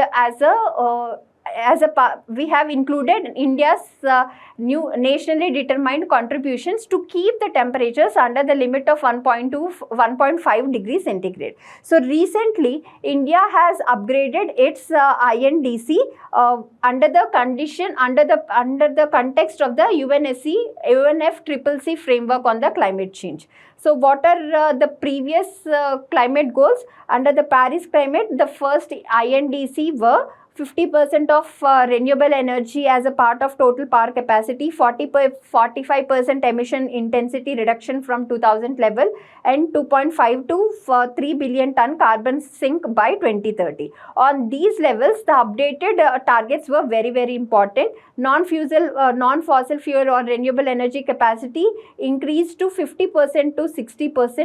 So 60% should be achieved by from the renewable energy resources by 2035. As of now, India has already achieved 52% target from the 2005 levels. And second thing is about the emission intensity reduction, and it has been upgraded from 45% to 47% by 2035, and carbon sink creation upgraded from 2.5 to 3.5 to 4 billion tons of carbon dioxide equivalent by 2035. And these goals are in alignment with the net zero emissions by 2070. So these are the important INDC, updated INDC that you need to remember, and they can be directly asked as a prelims based question.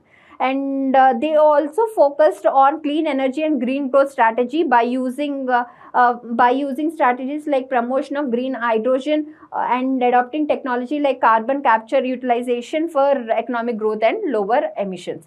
Let's see how questions have been already asked. In 2016, when in the wake of Paris Climate Agreement, they have asked about the meaning of INDC, and now on a similar level, they can ask you about the conditions of the regulated or updated INDC for 2031 to 2035.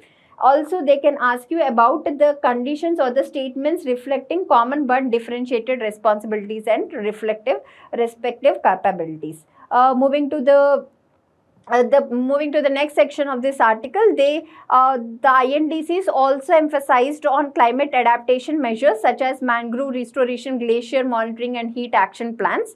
And the institutional framework which is the institution which gives this updated or which decides this updated INDC and monitors them. It is guided by the National Action Plan on Climate Change and State Action Plans on Climate Change for coordinated action.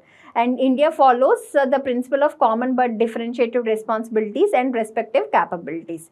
So these are this section of the article tells you the India's emission trade key highlights. These pointers can be used as the achievements by India in the direction of climate change adaptation and the mitigation. And this section gives the comparative analysis at the global level compared to India. And these pointers can be used in both GS3 environment answers as well as the essay answers when you need to substantiate or prove your point on the climate change goals.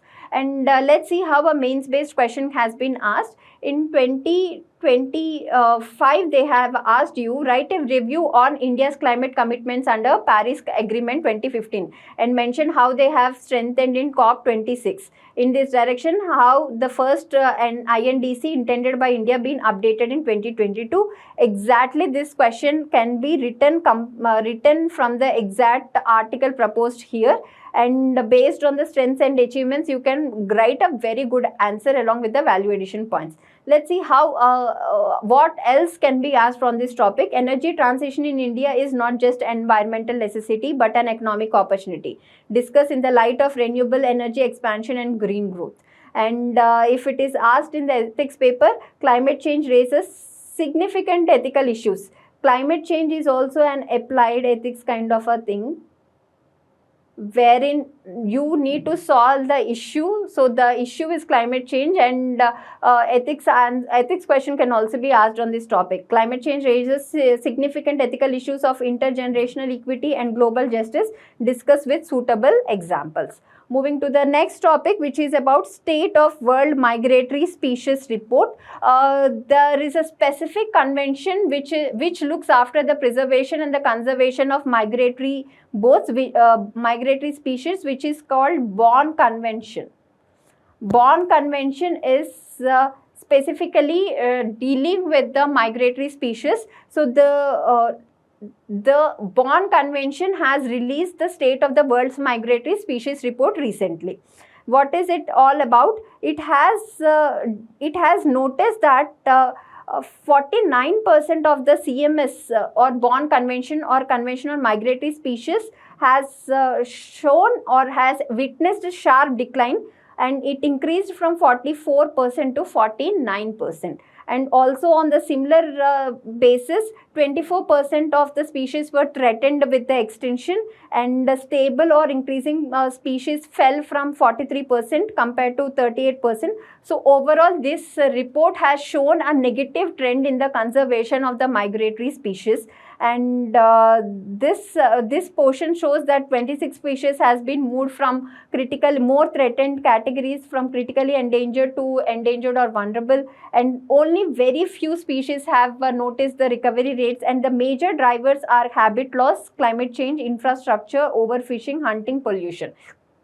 So these are the causes for the decline in the conservation in the migratory species, and what needs to be done or the way forward measures has been given here in this section, which you can directly use in your answers, such as habitat protection, connectivity, climate change, control threats, disease monitoring, everything. So these 8 points can be used as a direct way forward mechanism for the question, if the question on migratory species. Let's see how a prelims based question can be asked. With reference to the Convention of Conservation of Migratory Species of Wild Animals or Bonn Convention, consider the following statements. They have given multiple statements and you need to identify right one. Migratory species are key indicators of an ecosystem health. Discuss the major threats to the survival and suggest conservation. This part of table is an exact answer to this question. So learn the findings and the drivers for this extinction or the decrease in the conservation or the threats, and you can use the conservation steps as a way forward mechanism. Moving to the, in the same article, they have given the details about the Bonn Convention. It is very, very important because this can be directly asked as a prelims question, as we have seen earlier. It is a legally binding treaty, and the aim of this treaty is to conserve migratory species. Every 3 years, the COP meeting sits, and this is the key decision body that sets the priority. And two appendices were included as a part of this convention. First is critically endangered or endangered, and second is about the species for whose international cooperation is required. Moving to the next topic, which is about National Chambal Sanctuary. It is a very important thing because the Supreme Court recently took suo motu cognizance of media reports on illegal sand mining threatening the ecology of the National Chambal Sanctuary. So let's learn about the National Chambal Sanctuary, why it is important from the ecological perspective. Its location and extent, it extends along the Chambal River, as the name suggests. However, it is distributed around 3 states, Rajasthan, MP MP and UP, and 600 kilometers as notified as a sanctuary. So it is India's only tri-state riverine protected area. So it is the only tri-state riverine, Chambal riverine protected area. And what is the ecological significance? It is critical habitat for endangered river fauna. What are the key species found in this sanctuary? Gharials. If you notice, this is the gharial. The stouted mouth is the specific feature of the gharial. Mugger crocodile. This is the mugger crocodile. And freshwater turtles, red crowned roof turtle or the smooth crowned turtle. So these are the. So these is gharial is an indicator species of freshwater ecosystem. So if you see the presence of gharial, so then you can come to the conclusion that the water is freshwater ecosystem. So what are the challenges faced? Rampant illegal sand mining has affected the Chambal system, damaging nesting, altering river morphology and impacting relocated gharials. So gharial is also a critically endangered species. So it is very important to know about the distribution of gharial apart from the Chambal sanctuary. Let's understand how our questions can be asked. They can ask you on National Chambal Sanctuary or the gharial as a species, and you need to identify the right statements. Moving to the mains PYQ that has been asked in 2025 on the illegal sand mining. Let's see what is the question. Mineral resources are fundamental to the country's economy and these are exploited by mining. Why is mining considered an environmental hazard? Explain the remedial measures required to reduce this hazard. Moving to the next topic. This is a one-time read article because it is about a portal called Annavaran portal. Recently, the Forest Survey of India stopped using Annavaran deforestation alert system on deforestation. So this portal gives you a real-time forest loss alert system. Curated by the Forest Survey of India under MOEFC. It sends location specific alerts for every 15 days to states or UTs on the matter of deforestation, enabling targeted field verification and enforcement. However, for some reason, the Forest Survey of India has decided to stop using this portal on the deforestation alerts. Moving to the next topic, which is also an interesting topic from the geography perspective, which is about Ladakh magmatic arc. So recently the scientists have concluded as in how the Ladakh magmatic arc formation has been formed over a period of time. So this Ladakh magmatic arc is a belt of igneous rocks located in the Trans-Himalayan Ladakh range. So when you understand, Himalayan ranges are a series of parallel Himalayan ranges, Karakoram or higher, middle Himalayan and lesser Himalayan ranges. Karakoram and the Ladakh Himalayan ranges belong to the Trans-Himalayan ranges, meaning these ranges were formed already before the formation of the Himalayas. So this formation of Trans-Himalayan range or the Ladakh range was recently identified or concluded. So they have concluded that the Ladakh magmatic arc was formed due to the subduction of Neo-Tethys oceanic plate beneath the Eurasian plate, and it is developed during Jurassic to Eocene period. So understand this thing very clearly. For example, if we see Himalayas and we see Eurasian plate and we see Indian plate. So this is the present context of the present geology of the continent. However, during Jurassic period, before the rise of the Himalayas, between Eurasian plate and between Indian plate, there exists a sea or an ocean called as a Neo-Tethys ocean. This is the Neo-Tethys ocean. So if you understand, this Neo-Tethys ocean is a oceanic plate and which is heavier than the continental plate of Eurasia or the Indian plate.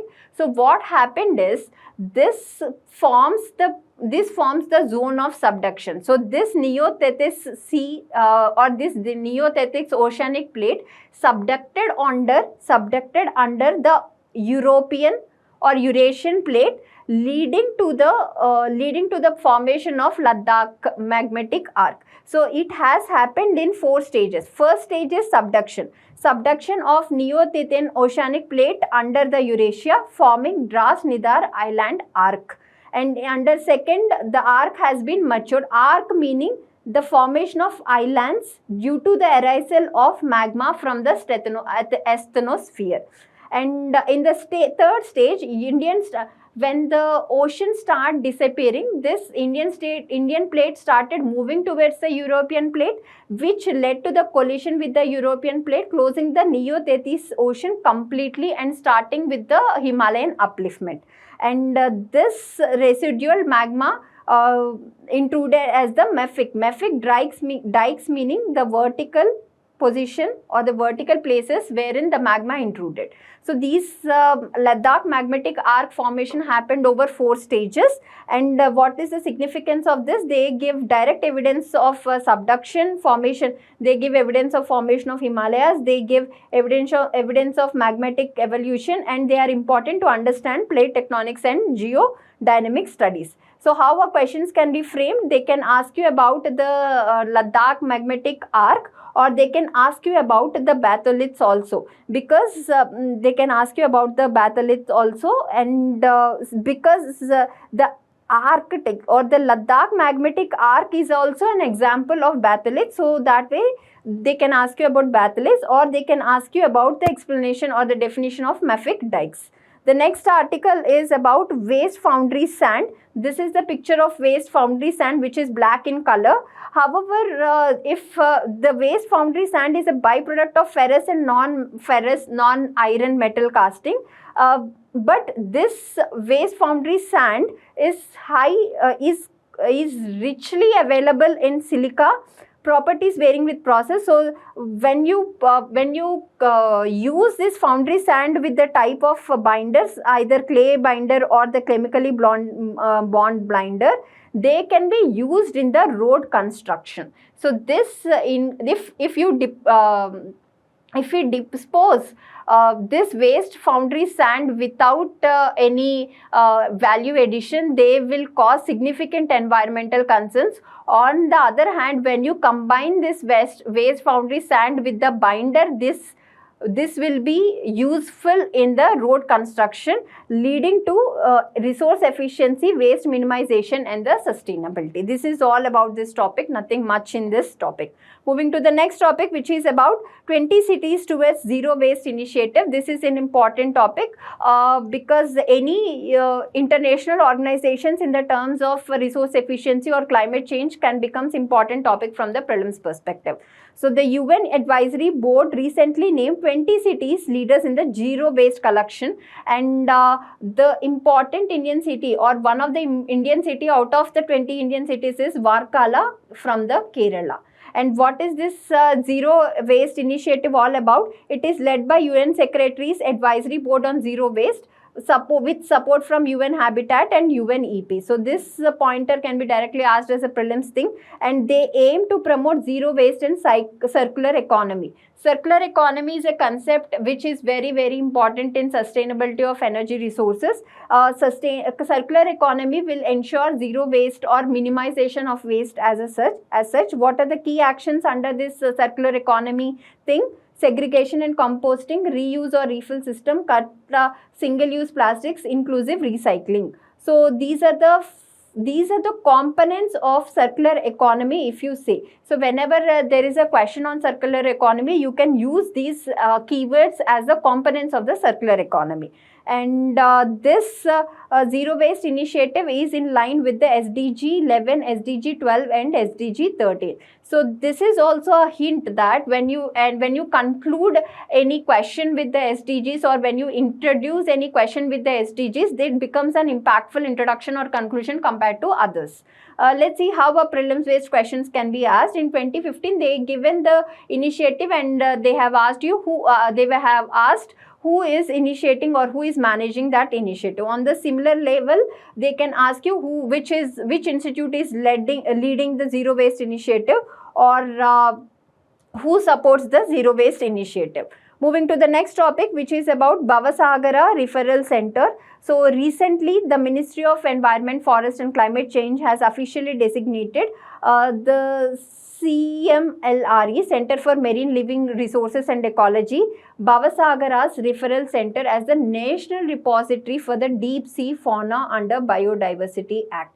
So what is this center going to do? They will collect, or they will act as a hub for the deep biodiversity research and the preservation and research. So they will preserve specimens, they will collect data of DNA, they will be custodian of new species, or they will build the taxonomy whenever they come across a new species. So this is about this topic. Moving to the next article, which is about radiative forcing based accounting for global warming. This is an important improvement or a divergence from the things that we are doing till now. So let's understand what is this all about. The UK-based journal Environmental Research Letters has proposed a new accounting framework called radiative forcing based accounting. So what it is about is, it is an climate accounting method based on their actual heat trapping effect, not based on the metric of the carbon dioxide like we are using as of now. So they wanted to actually measure the heat trapping effect of any particular pollutant and release its potential as a real-time activity, so that any mitigation and adaptation measures can be taken in that real-time sense. So this will measure emissions based on their actual heat trapping effect. It provides dynamic, time-sensitive estimate of warming, unlike fixed CO2 or carbon dioxide equivalent metrics. Till now, what is we are doing is, we are using carbon dioxide equivalent metrics based on the legacy global warming potential for 100 years. For example, 1 ton of methane is 28 times of CO2. So so this won't give us a clear picture as in what is the impact, real-time impact of methane pollution on global warming in a relatively shorter period of time, as the time period that we are considering is for 100 years. So this gives a diluted or a blurred picture. So when you act real-time monitoring, it will enhance the measures, it will enhance the global warming activities or mitigation measures also. So GWP 100 is a static fixed value averages measures. It is a real dynamic and captures real-time warming and timing. So this is all about this article. Let's see how prelims based questions can be asked. Either they can ask you about the statements related to radiative forcing based accounting method, or they can ask you the definition of radiative forcing, or they can ask you the greenhouses, or the greenhouses which were considered as long lived in the greenhouses or short lived greenhouses in the atmosphere. Moving to the next article, which is about India submitting its 7th national report on the implementation of Convention of Biological Diversity. As we have seen in the first article on Nagoya Protocol also, India, since it is a legally binding treaty, India as a part of its commitment has to submit its report to the Convention on Biological Diversity. So what are the 3 objectives of the Convention of Biological Diversity? Sustainable use of components, fair and equitable sharing of benefits arising from the genetic resources. So these are the highlights which are very much factual in nature. You can use these highlights as the achievement in terms of biodiversity protection by the India. Apart from it, we won't be expecting a major prelims or mains based question directly from this article. Moving to the last article of environment section, which is about 2 species in news. First is Kashmir markhor and Orbanchi aegyptica. What is Kashmir markhor? It is India's wildest, rarest wild goat. However, it is facing a existential crisis in India. And what is the unique feature? It is the largest wild goat in India, and its global habitat is spread around Pakistan, India, Afghanistan, Uzbekistan, Tajikistan and Turkmenistan, and IUCN it is near threatened. However, in India its population is declining, or in India its population recognition is confined to two landscape. One is Kazinag landscape and Piripanjal landscape alone. So this is the details about the Kashmir markhor, and the second species is about Orabanche aegyptica. India's mustard crop is facing a serious menace from Orabanche aegyptica, a weed. So Orabanche aegyptica is a weed species, is a parasitic weed species which affects the roots of the, which attach to the roots of the mustard plants. Since it is a parasite in nature, it derives its entire nutrition from the mustard plant, leading to wilting, yellowing and stunted growth of the plants, and thereby reducing the mustard yields. So how questions can be asked? They can give you multiple statements related to Kashmir markhor or Kashmir markhor, and you need to identify the right statements. And they can ask you which crop is being primarily affected by the Orabanche aegyptica. Moving to the last section of today's session, which is about Khelo India Tribals Game. Recently, the first edition of Khelo India Tribals Game was launched in Chhattisgarh under 7 categories. So these games featured 7 categories: athletes for football, hockey, weightlifting, archery, swimming, wrestling. Mallakhamb is this: an activity, a group activity done using poles, or acrobatic activity done using poles. This is an example of Mallakhamb and Kabaddi, reflecting both competitive and the India's indigenous sporting traditions. Official mascot is Morveer. This is Morveer, reflecting More meaning our own, Veer meaning brave. So this mascot is reflecting that the competitors and the winners are from our own breed. So this is the first time launched exclusively for the tribal games. And what is Khelo India program is all about? This is about to expand the participation in various sport activities at the grassroots levels. So these are the categories under which national level competitions were already held. And let's see how questions can be framed. They can give you multiple statements about Khelo India tribal games, and you need to identify the right statements, or they can give you which of the following events were conducted under the Khelo India program. So under which ministry this Khelo India program happens? Ministry of Sports. Moving to the next article, which is about Saraswati Samman, a Bengali novel Hara Parvati Katha by author Ram Kumar Mukhopadhyay has been selected for Saraswati Samman. It is an annual award given to outstanding literary work written in any of the Indian language by an Indian citizen, published in the last 10 years. It is a private contribution, or it is a private award not given by the government. It is instituted by K.K. Birla Foundation in 1991. Moving to the next topic, which is about Jnanpith Award. Jnanpith Award is also not the government award. It is also done by the research organization, literary and the research organization. So recently, Tamil lyricist and author R. Varaimuthu has been selected for this Jnanpith Award 2025. What is it all about? It is instituted in 1961. It is the highest literary award in India, presented annually by the Bharatiya Jnanpith. It is a private literary and research organization.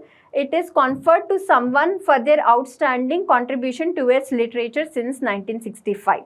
The key points that you need to remember about Jnanpith is it can be conferred only upon an Indian citizen, and it can be given only to writers writing in Indian languages included in the 8th schedule along with the English, with no posthumous conferral. So these points can be asked as a direct prelims based question.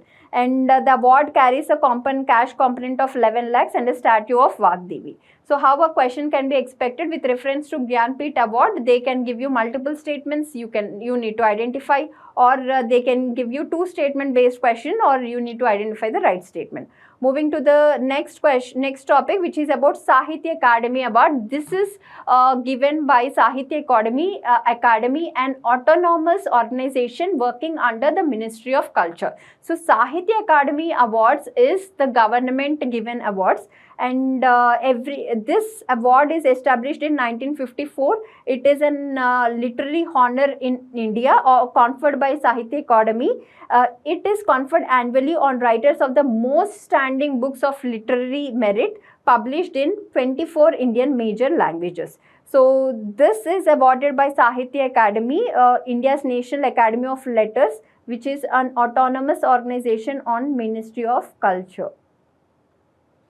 It is a central institution for literary dialogue, publication and promotion of the country. So the details about the award and the institution which gives this award becomes important from the prelims perspective. Let's see how a prelims based question, they can give you multiple statements about Sahitya Academy Award, or they can ask you how the difference between Sahitya Academy Award and the Gyanpith Award is given.